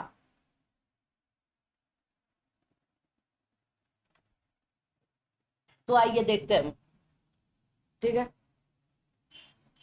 चलो, तो अब आता है अगला, कहा गया नहर अथवा नदी पर जल के प्रवाह को रोकने के लिए बांध का उपयोग किया जा सकता है। बांध लघु, मध्यम और बड़े आकार के हो सकते हैं। बड़े बांधों का निर्माण करना अधिक जटिल होता है और इनके निर्माण में अत्यधिक शक्ति, समय, धन खर्च होता है। बांध का निर्माण कंक्रीट, चट्टान, लकड़ी, मिट्टी से भी किया जा सकता है। भाखड़ा बांध, सरदार सरोवर बांध, टिहरी बांध इत्यादि बड़े बांधों के उदाहरण है। एक बांध के लिए कागज अति आवश्यक है कि इसमें इसके पीछे के पानी के भार को वहन करने की क्षमता हो। बांध पर धकेले जाने वाली जल की मात्रा का जल दाब जल की गहराई बढ़ाने के साथ बढ़ता है। इसके परिणाम स्वरूप कई बांधों का तल चौड़ा होता है, जिससे यह सतह के काफी नीचे के भाग में बहने वाले जल का भार वहन कर सकें। वर्षों से बढ़ती जनसंख्या, औद्योगिकरण में वृद्धि तथा कृषि में विस्तार होने से जल की मांग बढ़ती जा रही है। कहा गया आपके एवं जल संरक्षण आज की समस्याएं, कहा गया आज की आवश्यकता बन गई है। वर्षा जल संचयन मुख्यतः भवनों की छतों पर इकट्ठे किए जल को भूमि में संरक्षित करके आगे काम में लाने की प्रक्रिया है। इसके लिए यह अति आवश्यक है कि भूजल की गिरावट को रोका जाए तथा भूजल स्तर में सुधार किया जाए। साथ ही समुद्र के जल का अंतर्गमन अर्थात समुद्री जल को भूमि की तरफ आने से रोका जाए और वर्षा के मौसम में अधिकतम जल का संरक्षण किया जाए। ठीक है, आगे देखते हैं। कहा गया बड़े बांधों का निर्माण करना अधिक जटिल क्यों, क्योंकि अत्यधिक शक्ति, समय और धन खर्च होने के कारण होता है। आगे आते हैं। अगला प्रश्न देखेंगे आपकी स्क्रीन पर। कहा गया जल की मांग क्यों बढ़ती जा रही है, और तो आप कहेंगे औद्योगिकरण के कारण। औद्योगिकरण में वर्षों से बढ़ती जनसंख्या तथा कृषि में विस्तार हो रहा है। अब जनसंख्या बढ़ रही तो जाहिर सी बात। जल संचयन वह है जिसमें वर्षा जल को मुख्यतः भवनों की छतों पर इकट्ठा करके भूमि में संरक्षित करके आगे काम में लिया जाता है। तो आप बताओगे कि भवनों की छतों पर जल इकट्ठा करने वाला पहला राज्य कौन सा बन गया है? जल संरक्षण का सही समास विग्रह, तो जल का संरक्षण, तत्पुरुष समास, जल का संरक्षण। क्या गया? बांध का निर्माण कंक्रीट, चट्टान, लकड़ी, मिट्टी से भी होता है। ठीक है, अब चट्टान कहा गया, चट्टान, लकड़ी अथवा मिट्टी से ही तो मिट्टी से भी होता है। ठीक है ना, मिट्टी से ही नहीं, अथवा मिट्टी से ही नहीं। आगे अब आता है क्वेश्चन, पैराग्राफ अगला। जिस विद्यार्थी ने समय की कीमत जान ली वह सफलता को अवश्य प्राप्त करता है। प्रत्येक विद्यार्थी को अपनी दिनचर्या की समय सारणी अथवा तालिका बनाकर उसका पूरी दृढ़ता से पालन करना चाहिए। जिस विद्यार्थी ने समय का सही उपयोग करना सीख लिया उसके लिए कोई भी काम करना असंभव नहीं है। कुछ लोग ऐसे भी हैं जो कोई काम पूरा ना होने पर समय की दुहाई देते हैं। वास्तव में सच्चाई इसके विपरीत होती है। अपनी कर्मठता या आलस्य को वे समय की कमी के बहाने छिपाते हैं। कुछ लोगों को कहा गया अकर्मठ रहकर निठल्ले समय बिताना अच्छा लगता है ना। वो कर्मठता तो दिखाते हैं घर वालों के सामने कि, लेकिन वो निठल्ले समय बिताना अच्छा लगता है ना, कि हम बहुत पढ़ रहे हैं, अब हमसे ज्यादा इससे ज्यादा हम क्या पढ़ पे, लेकिन वो अपना समय निठल्ला समय बिताने का प्रयास कर रहे हैं। ठीक है, ऐसे लोग केवल बातूनी होते हैं। दुनिया के सफलतम व्यक्तियों ने सदैव कार्य व्यस्तता में जीवन बिताया है। उनकी सफलता का रहस्य समय का सदुपयोग रहा है। दुनिया में अथवा प्रकृति में हर वस्तु का समय निश्चित है। समय बीत जाने के बाद कार्य फलप्रद नहीं होता है। आइए, कुछ लोग समय की कमी के बहाने क्या छुपाते हैं? अपनी कर्मठता और आलस्य छिपा लेते हैं भाई ना। विद्यार्थी को सफलता प्राप्त करने के लिए आवश्यक है तो समय की कीमत समझना होगा। ठीक है, आज निकल गया तो कल मिलने वाला नहीं है आपके हाथ में। कार्य किस स्थिति में फलप्रद नहीं होता है? तो समय बीत जाने पर नहीं होगा आपको। ठीक है, आगे आते हैं, देखेंगे अगला क्या कह रहा है। कहा गया आपके कर्मठता शब्द में उपसर्ग, तो आप उपसर्ग और प्रत्यय, तो आप क्या बोलोगे? उपसर्ग में आ लगा है और प्रत्यय में ता लगा है, तो कर्मठ तो कर्मठता, आकर्मठता, तो क्या आकर्मठता। दुनिया के सफलतम व्यक्तियों की सफलता का रहस्य क्या है? तो समय का सदुपयोग करना। ठीक है, अगला आता है, एकता के महत्व से संबंधित अनेक लोकोक्तियां प्रचलित है। कहा गया यथा दस की लाठी एक का बोझ, दस की लाठी एक का बोझ, अकेला चना भाड़ नहीं फोड़ सकता इत्यादि। एक तिनके की क्या हस्ती, लेकिन जब वही तिनका संगठित होकर रस्सी बन जाता है तब इससे बलशाली हाथी भी बन जाता है। एक ईंट की क्या विसात, लेकिन जब यही ईंट मिलकर दीवार बनाती है तो उसे तोड़ना मुश्किल हो जाता है। एक बूंद जल का क्या अस्तित्व, लेकिन जब इन्हीं बूंदों के मेल से सागर का निर्माण होता है तो उसे लांघना दुष्कर हो जाता है। एक चींटी की क्या औकात, लेकिन जब ये छोटी सी चींटियां एक साथ हो जाती तब अपने से बड़े आकार के जीवों को चट कर जाती हैं। एकता के महत्व से संबंधित एक किसान और उसके बच्चों की और लकड़ी के टुकड़े के कथा प्रचलित है।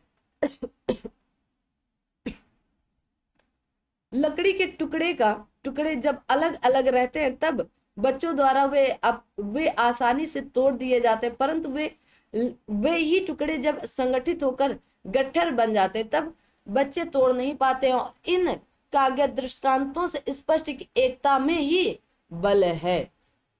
तिनके की क्या विशेषता है, तो जब तिनका संगठित होकर रस्सी बन जाए तब इससे बलशाली हाथी भी बंध जाता है। ठीक है, आगे देखो, बूंदों के लिए क्या महत्व है, तो आप कहेंगे बूंदों के मेल से सागर का निर्माण हो जाता है, उसे लांघना दुष्कर हो जाता है। जब चींटियां एक साथ हो जाती हैं तो अपने से बड़े आकार के जीवों को चट कर जाती है। क्या कर जाती है? चट कर जाती हैं। आगे आते हैं, आगे देखेंगे। चलिए दोस्तों, तो अगले क्वेश्चन की तरफ हम लोग बढ़ते हैं और आपकी स्क्रीन पर ये रहा अगला क्वेश्चन। कहा गया अकेला चना भार नहीं फोड़ सकता, तो आप कहेंगे अकेला व्यक्ति कुछ नहीं कर सकता। ठीक है, इस गद्यांश का उपयुक्त शीर्षक क्या है? शीर्षक लिखिए, तो क्या लिखे? संगठन में शक्ति है। क्या है? संगठन में शक्ति है। अगला शीर्षक या आप कह सकते हैं गद्यांश है आप सभी के बीच में, कि भारतीय मनीषी हमेशा ही अच्छा और हमेशा ही इच्छा और अनिच्छा के बारे में सोचता रहा। आज जो कुछ है उसे लालसा और में सिमटता जा सकता है या सिमटाया जा सकता है। यानी जो कुछ भी है हम है वह सब अपनी इच्छा के कारण से है। यदि हम दुखी हैं, यदि हम दास्ता में हैं, यदि हम अज्ञानी हैं, यदि हम क्या है, यदि हम अंधकार में डूबे हैं, यदि जीवन एक लंबी मृत्यु है जो केवल इच्छा के कारण से ही है। क्यों है? क्यों है यह दुख? क्योंकि हमारी इच्छा पूरी नहीं हुई। इसलिए यदि आपको कोई इच्छा नहीं है तो आप निराश कैसे होंगे? यदि कहीं आप निराश होना चाहते हैं तो और अधिक इच्छा करें। यदि आप दुखी होना चाहते हैं तो अधिक अपेक्षा करें, अधिक लालसा करें और अधिक आकांक्षा करें। इससे आप और अधिक दुखी हो ही जाएंगे। यदि आप सुखी होना चाहते हैं तो कोई इच्छा ना करें। यही आंतरिक जगत में काम करने का गणित है। इच्छा ही दुख को उत्पन्न करती है। तो लेखक ने आंतरिक जगत में काम करने का गणित किसे कहा है? तो इच्छा ना करने का। क्या? इच्छा ना करने का। भारतीय कहा मनीषी के चिंतन का विषय क्या है? तो इच्छा और अनिच्छा का चिंतन। इच्छा और अनिच्छा का। इच्छा का जीवन में क्या प्रभाव पड़ता है? तो लालसा बढ़ाती है। क्या? लालसा बढ़ाती है। मानव के लिए जीवन एक लंबी मृत्यु कब बन जाती है? इच्छाओं को बढ़ाने या इच्छाओं के बढ़ने पर बन जाती है। अगला देखेंगे। अगला आपका पैराग्राफ है। 100 क्वेश्चन इसके कंप्लीट करा दिए जाएंगे। ठीक है, अब 100 क्वेश्चन पैराग्राफ से आप सीख जाएंगे कैसे पैराग्राफ करना है। ठीक है, आ जाओ। कहा गया सच्चा उत्साह वही है जो मनुष्य को कार्य करने के लिए प्रेरणा देता है। मनुष्य किसी भी कारणवश जब किसी के कष्ट को दूर करने का संकल्प करता है तब उस सुख को वह अनुभव करता है। वह सुख विशेष रूप से प्रेरणा देने वाला होता है। जिस भी कार्य को करने के लिए मनुष्य में कष्ट, दुख या हानि को सहन करने की ताकत आती है, उन सब में उत्पन्न आनंद ही उत्साह कहलाता है। उदाहरण के लिए दान देने वाला व्यक्ति निश्चित ही अपने भीतर एक विशेष साहस रखता है और वह है धन त्याग का साहस। यही त्याग यदि मनुष्य प्रसन्नता के साथ करता है तो उसे उत्साह से किया गया दान कहा जाता है। उत्साह आनंद और साहस का मिला जुला रूप है। उत्साह में किसी न किसी वस्तु पर ध्यान अवश्य केंद्रित होता है। वह चाहे कर्म पर, चाहे कर्म के फल पर और चाहे व्यक्ति या वस्तु पर हो। इन्हीं के आधार पर कर्म करने में आनंद मिलता है। कर्म भावना से उत्पन्न आनंद का अनुभव केवल सच्चे वीर ही कर सकते हैं, क्योंकि उनमें साहस की अधिकता होती है। सामान्य व्यक्ति कार्य पूरा हो जाने पर जिस आनंद का अनुभव करता है, सच्चा वीर कार्य आरंभ होने पर ही उसका अनुभव कर लेता है। आलस उत्साह का सबसे बड़ा शत्रु है। जो व्यक्ति आलस से भरा होगा उससे काम करने के प्रति उत्साह भी कभी उत्पन्न नहीं हो सकता है। उत्साही व्यक्ति असफल होने पर भी कार्य करता रहता। उत्साही व्यक्ति सदा दृढ़ निश्चयी होता है। तो सच्चे वीर कौन होंगे? जो कर्म भाव से उत्साह दिखाते हैं। ठीक है, जो कर्म भाव से उत्साह। कर्म करने में आनंद किस कारण से मिलता है? तो कर्म फल व्यक्ति या वस्तु पर ध्यान केंद्रित होने से मिलता है। आगे बढ़ते हैं, आगे देखेंगे। कहा गया सच्चा उत्साह वही होता है जो मनुष्य को कार्य करने के लिए प्रेरणा देता है। तो विशेषण उपयोग उपवाक्य बनता है यहाँ पर, ठीक है, विशेषण उपवाक्य बनता है, ठीक है। उत्साह के मार्ग में सबसे बड़ी रुकावट तो आलस्य है। क्या है? आलस्य है। अब आता है अहिंसात्मक अभ्यास का मार्ग ही अलग है। फौज में प्रतिदिन कहा गया आपके कवायद, कसरत, क्रूरतापूर्ण शिकार इत्यादि कराए जाते हैं। अहिंसात्मक अभ्यास इससे बिल्कुल भिन्न है। इसका साधन यदि एक शब्द में कहना चाहे तो बस संयम है। यहाँ संयम व्यापक अर्थ में उन तमाम नियमों के लिए कहा गया आपके व्यवर्थ किया गया है जिनका जिक्र हिंदुओं के साथ दूसरों धर्मों के धर्म ग्रंथों में पाया जाता है। ये साधारण सदाचार के नियम शक्ति से पालन करके सीखे जाते हैं। इन समय कहा गया है इन सब नियमों का सुझाव अहिंसा और सत्य की ओर ही होता है। गांधी जी ने बार बार लिखा है कि ईश्वर पर विश्वास इसका एक बहुत बड़ा सहायक होता है। यदि इस अहिंसात्मक प्रवृत्ति को जागृत और पुष्ट करने में समय लगाया जाए तो बचपन से ही अभ्यास कराया जाए और इस पर पूरा ध्यान दिया जाए तो निर्भयता इत्यादि जो इसके बहु मुख्य बाह्य रूप देखने में आते हैं अवश्य ही प्राप्त किए जा सकते हैं। यह कहना कि यह मनुष्य के लिए संभव नहीं, बेबुनियाद बात है। क्या होगी? बेबुनियाद बात होगी। आगे देखते हैं। कहा गया उक्त अनुच्छेद में फौजी की गतिविधियों का इसलिए उल्लेख किया गया क्योंकि अहिंसात्मक अभ्यास की उससे कहा गया पृथकता प्रतिपादित की जा सके। ठीक है, आगे देखते हैं। कहा गया निर्भयता आदि गुणों को सीखने के लिए बचपन से ही अहिंसात्मक प्रवृत्ति का अभ्यास करना आवश्यक होता है। धर्म ग्रंथ में सर्वाधिक बल है तो सदाचार के नियमों पर। कहा गया आपके व्यर्थ शब्द का पर्याय क्या होगा? तो आचरित। क्या? आचरित। पर्याय आचरित। उपयुक्त गद्यांश का सर्वाधिक उपयुक्त शीर्षक क्या बनेगा? अहिंसा का मार्ग। किसका? अहिंसा का मार्ग।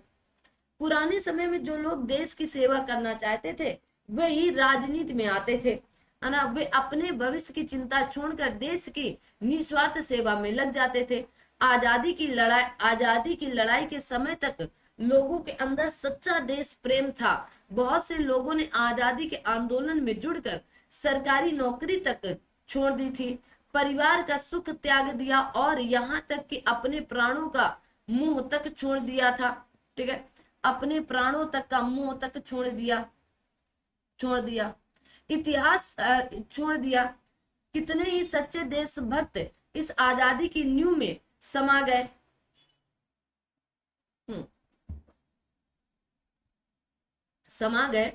और इतिहास में इनका नाम तक नहीं है। आज भी हमारे देश में अनगिनत नेता हैं जो अलग अलग पार्टी के साथ जुड़े हुए हैं।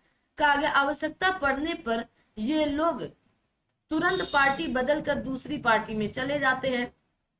नेतागिरी का लोभ निसंदेह मनुष्य को कहा गया पतित बनाता जा रहा है। सारा देश नेतृत्व की अभिलाषा का शिकार होता जा रहा है।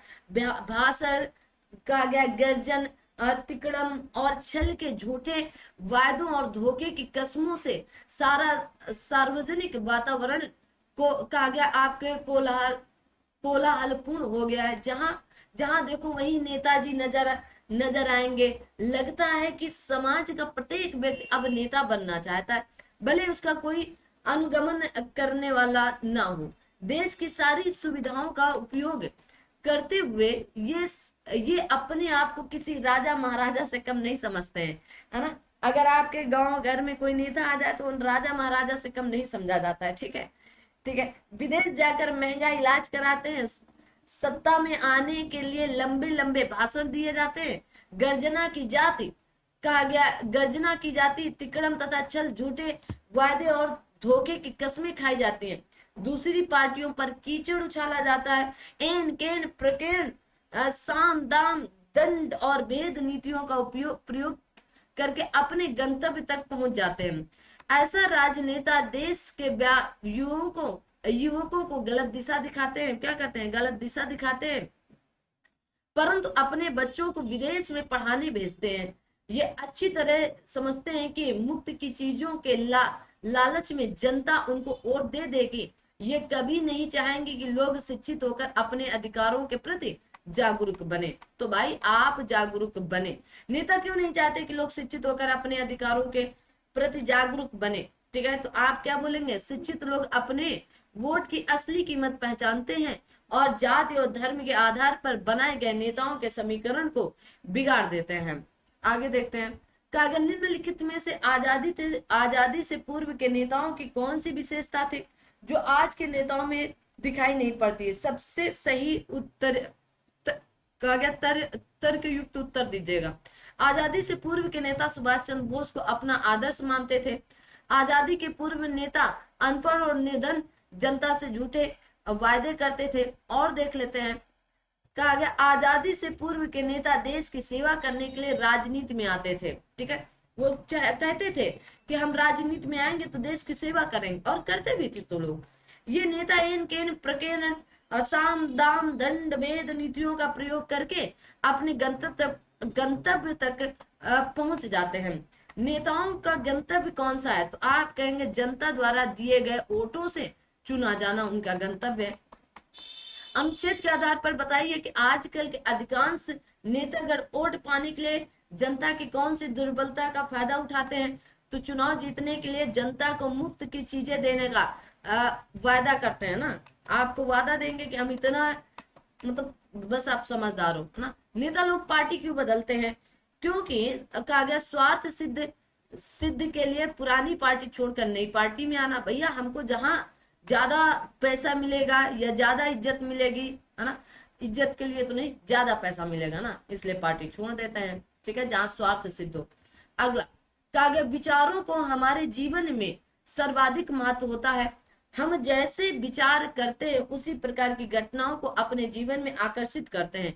यदि हम उत्साह और आनंद के विचारों में रहते हैं तो जीवन में अच्छी घटनाओं को आकर्षित करने लगते हैं, और इसके विपरीत निराशा और चिंता के विचार जीवन में दुर्घटनाओं को अपनी ओर खींचते हैं। दूसरी बात का आगे विश्वास करने की है। यदि हम स्वयं पर या अपने बनाने वाले पर सच्चा विश्वास करते तो स्थिति अलग होती है।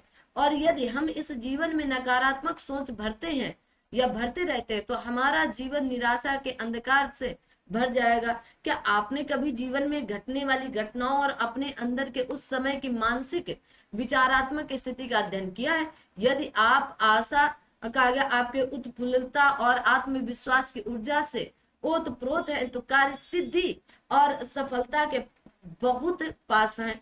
इसके विपरीत निराशा, कुंठा, भय और संदेह के साथ लिए गए निर्णय सदैव गलत और असफलता के विपरीत होंगे। हमारे अंदर मनोवेग सर्वदा ही विद्यमान रहते हैं और इन्हीं के कारण हमारी मानसिक स्थिति बदलती रहती है। कुछ मनोवेग जैसे क्रोध, शोक, चिरकालीन ईर्ष्या, गहरी चिंता, भय, निराशा आदि के भाव सदा घातक होते और लंबे समय तक इनकी तीव्रता हमें शारीरिक, मानसिक, भावनात्मक रूप से पंगु बना सकती है। आशा कहा गया आपके उत्फुल्लता, प्रसन्नता, मुस्कान और कहा गया आपकी निश्चिंतता, शांति, संतुष्टि, विश्वास, आनंद आदि भाव रचनात्मक होते हैं और लंबे समय तक इनके अभ्यास द्वारा कहा गया आपके निरोगता, समृद्धि और सफलता प्राप्त की जा सकती है। कई वैज्ञानिकों ने प्रयोगों द्वारा इन तथ्यों की पुष्टि की है।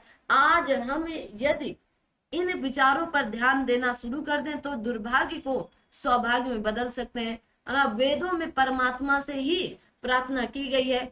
आनो कहा गया, आनो भद्रा क्रांतो यंतु विश्व आपके विश्वसता। ठीक है, यह विश्व कहा गया विश्वता, सभी दिशाओं से नेक विचार मेरी ओर आए। ठीक है, आगे देखो, कहा गया हमारा जीवन कब निराशा के अंधकार से भर जाता है? जब क्रोध, शोक, ईर्ष्या, चिंता, भय आदि घातक मनोभाव लंबे समय तक अपनी तीव्रता से हमें प्रभावित करते हैं। आगे आते हैं, कहा गया प्रिय घटनाओं को अपने जीवन में आकर्षित करने के लिए हमारा मनोमस्तिष्क प्रिय विचारों से सदा परिपूर्ण रहना चाहिए। अपने दुर्भाग्य को सौभाग्य में कैसे बदलें? तो अपने मस्तिष्क के विचारों पर ध्यान देकर, ठीक है, ध्यान देकर लगातार रचनात्मक विचारों द्वारा बदला जा सकता है। आगे कहा गया निम्नलिखित में से किस वर्ग के सभी भाव रचनात्मक हैं? तो आप कहेंगे आशा, आपके उत्फुल्लता, प्रसन्नता, मुस्कान, आपके कहेंगे निश्चिंतता, संतुष्टि, आत्मविश्वास है। हम कार्य सिद्धि और सफलता के बहुत पास कब होते हैं? हम जब जीवन में नकारात्मक सोच रखते हैं, हम जब परिश्रम के साथ चतुराई का सहारा लेकर जीवन में आगे बढ़ते हैं। आगे देखेंगे, जब हम आशा, उत्फुल्लता और आत्मविश्वास की ऊर्जा से ओतप्रोत होते हैं। अब अगला आता है आपका वनों की सबसे सामान्य दुर्घटना दावानल, है ना, दावानल कहा जाता है। दावानल होती है, कई दावानल प्राकृतिक कारणों से प्रारंभ होता है, जैसे कि आसमानी बिजली चमकने से पेड़ों में आग लग जाती है। हालांकि वर्षा होने से ऐसी आग बुझ जाती है और अधिक नुकसान नहीं होता है। पहाड़ों की ढालों पर आग यदि नीचे से लगती है तो इसका प्रसार तेजी से होता है, क्योंकि ढाल के पास गर्म हवा से ऊपर की ओर पहुंचा देती है और ज्वाला का विस्तार ऊपर की ओर होने लगता है। और आग यदि ऊपर की ओर लगती है तब इसके नीचे की ओर फैलने की संभावना कम हो जाती है। हिमालय पर्वत की सबसे नई पर्वत श्रृंखलाएं दावानल के प्रति सबसे अधिक असंवेदनशील है।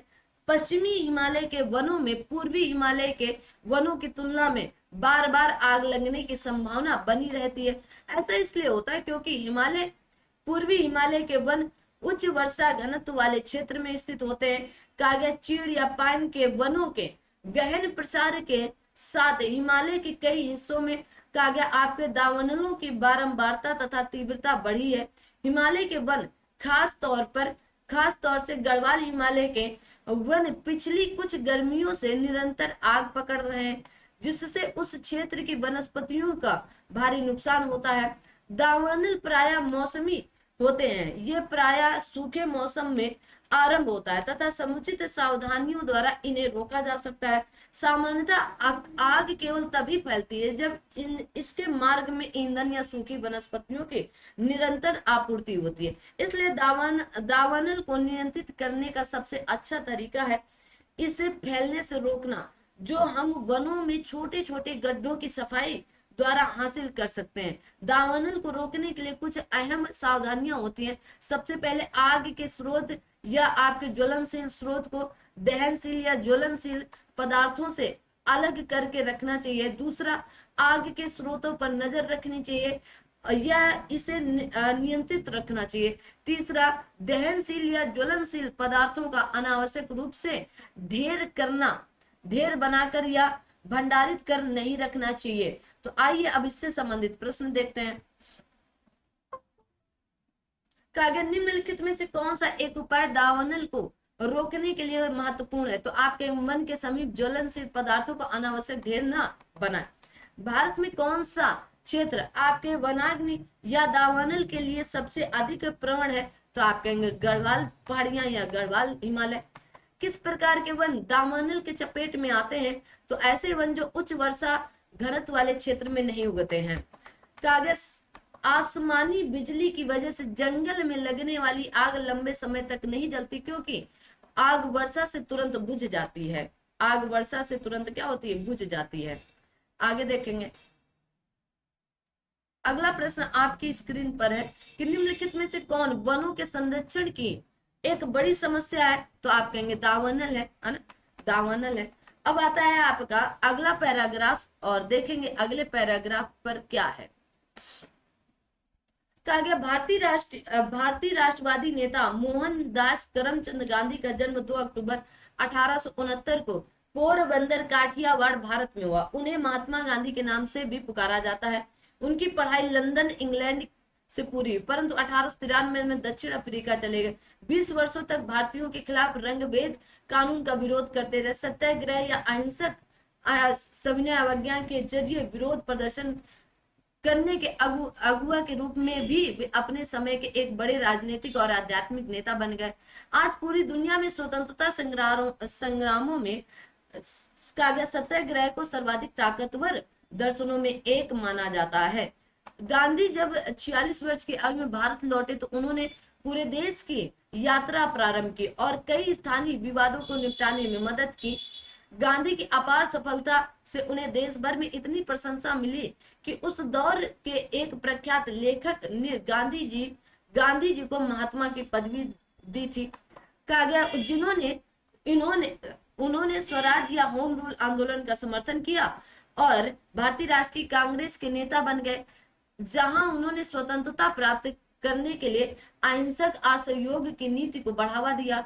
उनका लक्ष्य गरीब गरीब किसानों तथा श्रमिकों के अत्याचार, कराधान तथा भेदभाव के विरोध करने में मदद करना था। उन्होंने गरीबी हटाने, महिलाओं की मुक्ति तथा जाति पात के भेदभाव को समाप्त करने के लिए संघर्ष किया। उनका अंतिम लक्ष्य भारत के लिए स्वराज हासिल करना था। क्या? स्वराज हासिल करना था। ठीक है, तो याद रखेंगे। दक्षिण अफ्रीका में महात्मा गांधी ने किसके किसके खिलाफ लड़ाई लड़ी थी? तो भारतीयों के खिलाफ, है ना, अन्यायपूर्ण कानून के लिए लड़ाई लड़ी थी। आगे आते हैं। कहा गया स्वतंत्रता प्राप्त करने के लिए गांधी जी ने किन नीतियों की वकालत की? तो हिंसा का प्रयोग किए बिना भेदभाव के खिलाफ लड़ना। दक्षिण अफ्रीका से वापस लौटने के तुरंत बाद गांधी ने अपना समय कैसे व्यतीत किया? तो उन्होंने स्थायी झगड़ों को सुलझाया। ठीक है, उन्होंने क्या किया? स्थायी झगड़ों। प्रस्तुत अनुच्छेद में महान आत्मा पद के लिए कौन से एक शब्द का प्रयोग किया गया? तो महात्मा। महात्मा महात्मा गांधी किसके अग्रगामी थे? तो सत्याग्रहों के अग्रगामी थे। आगे आते हैं। निम्नलिखित अनुच्छेदों को पढ़कर पूछे गए प्रश्नों के उत्तर दें। ठीक है, कहा गया तकनीकी सक्रियता के बाद अब सोशल मीडिया सक्रियता आज की पीढ़ी के लिए एक पर्याय बन गई है। आज लगभग 3 में से 2 भारतीय लगभग सोशल नेटवर्किंग साइटों जैसे कि फेसबुक, व्हाट्सएप, है ना, फेसबुक, व्हाट्सएप,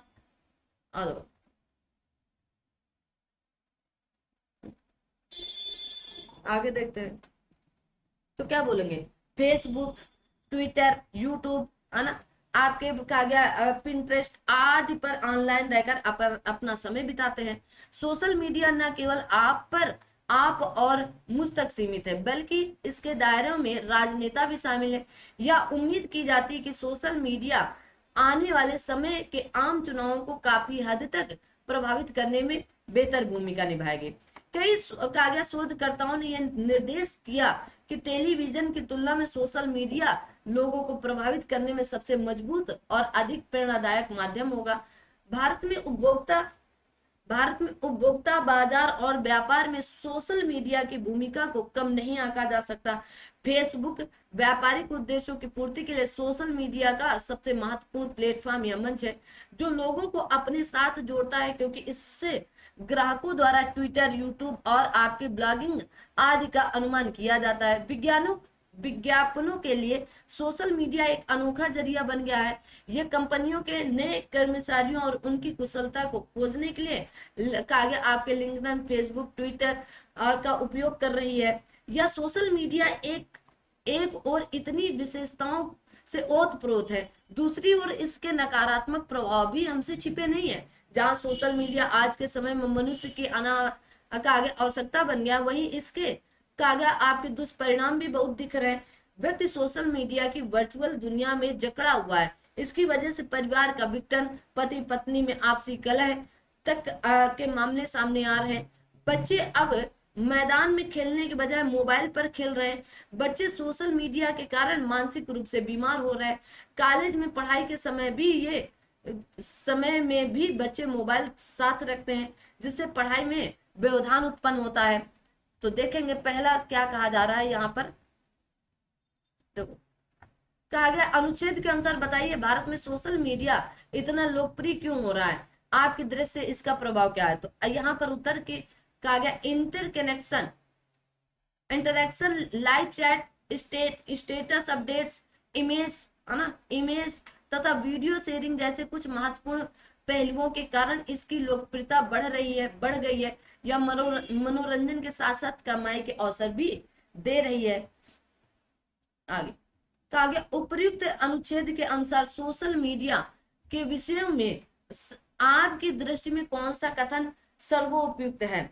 तो हमारे कहने से तो आप देखेंगे क्या होगा, तो आप कहेंगे कि सोशल मीडिया जीवन के लगभग सभी पहलुओं को प्रभावित करता है और ये मनोरंजन के साथ साथ कमाई के अवसर भी देता है। समय के बदलाव के साथ में हमें इसे स्वीकार कर लेना चाहिए। आगे देखो, तो आगे आपकी दृष्टि से सोशल मीडिया में सबसे अधिक नकारात्मक प्रभाव कौन से हो सकते हैं? सबसे प्रबल तर्क, तो सबसे सोशल मीडिया सत्य और अहिंसा में भेद नहीं कर पाता है, ठीक है। आतंकवाद, लोगों की छोटी सी भूल और लालच, इन उनके बैंक की राशि, ये हो सकता है जकड़ा हुआ है ना। देखो, अब सोशल मीडिया की वर्चुअल दुनिया में जकड़ा हुआ है और इसकी वजह से परिवारों का विघटन, पति पत्नी में आपसी कलह तक के मामले सामने आ रहे हैं, ठीक है। Option number D is right. आगे देखो, तो आगे आपकी दृष्टि से विज्ञापनों के लिए सोशल मीडिया एक अनोखा जरिया कैसे बन गया? सबसे सबल तर्क कौन सा हो सकता है? तो सबसे सबल तर्क आप कहेंगे आज भारत और विश्व भर की कंपनियां नए कर्मचारियों और उनकी कुशलता को खोजने के लिए आगे आपके लिंक्डइन या फेसबुक, ट्विटर का उपयोग कर रही हैं। आर्टिफिशियल इंटेलिजेंस द्वारा कंपनियां अपने ग्राहकों तक पहुंच जाती हैं घर बैठे।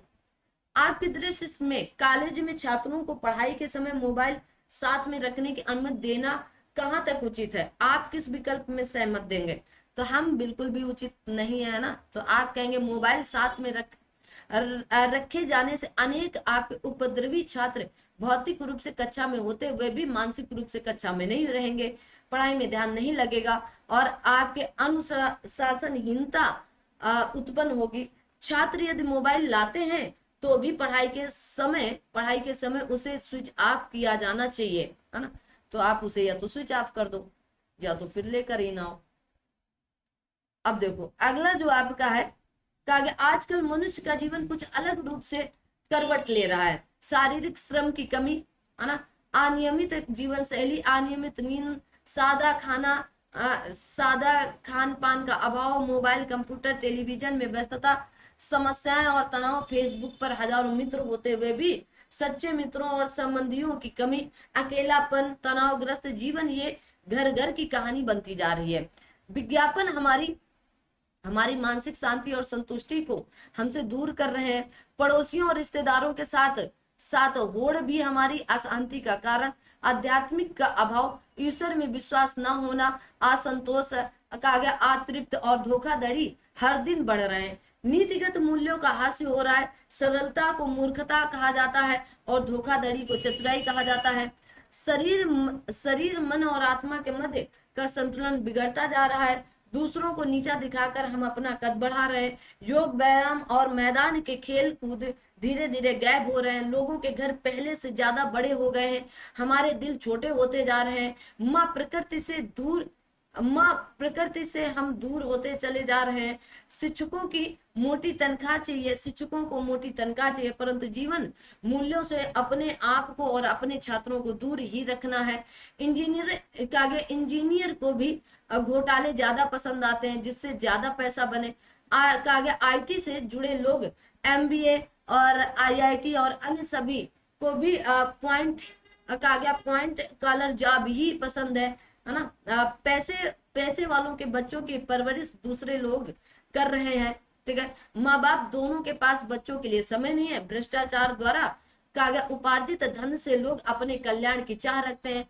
बूढ़े माँ बाप को वृद्धाश्रम भेजने वाले लोग भविष्य में अपनी संतान द्वारा सेवा और सद्व्यवहार की कामना कर रहे हैं। रक्तचाप, मधुमेह, लीवर और किडनी के रोग, थायराइड, अनेक प्रकार के कैंसर आदि अनेक रोग अल्पायु में ही हो रहे हैं। क्या हमारे पास इतना समय नहीं कि हम कभी इन सभी के कारणों और समाधानों के बारे में सोचें? तो भाई, अगर ऊपर लिखित अनुच्छेद के आधार पर अपना अभिमत बताएं कि आज हम संतुष्ट और सुखी क्यों नहीं है। हम आज जीवन जीने की कला भूल चुके हैं और जीवन की दौड़ में जाने का डर हमें सुख और संतुष्टि से दूर रखता है। आज के समाज में गलत खान पान और अनियमित जीवन शैली में बीमारियां बढ़ती जा रही हैं। और देख लेते हैं और कुछ है क्या? नहीं तो ये सही हो सकता है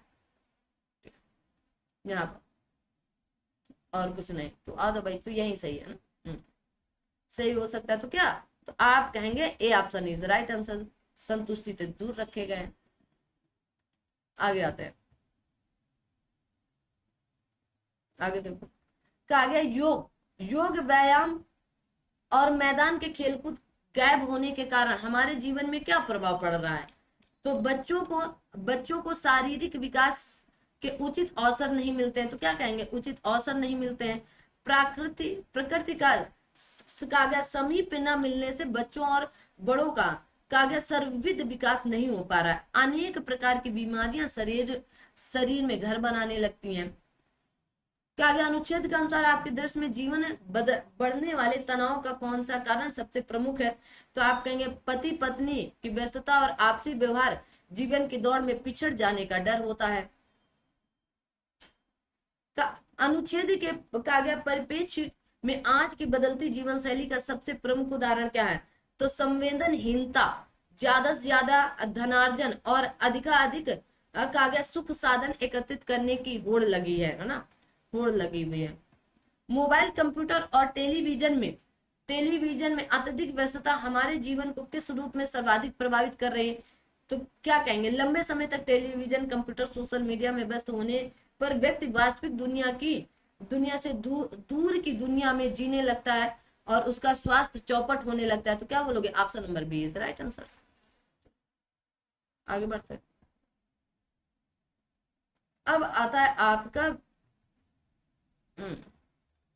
कागज रास्ते पर खड़ा।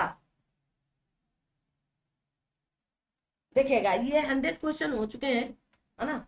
तो 100 क्वेश्चन की ये क्लास आपको पहले दी जा रही है, ठीक है। अगर आपको अगली क्लास चाहिए 100 क्वेश्चन के बाद, तो आप लोग कमेंट करेंगे, तो आपको आगे के सारी चीजें पढ़ा दी जाएंगी। लगभग इसमें 300 से 600-700 क्वेश्चन है, ठीक है।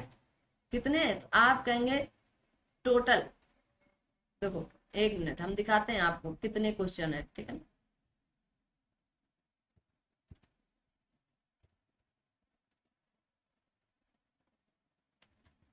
1 मिनट देना।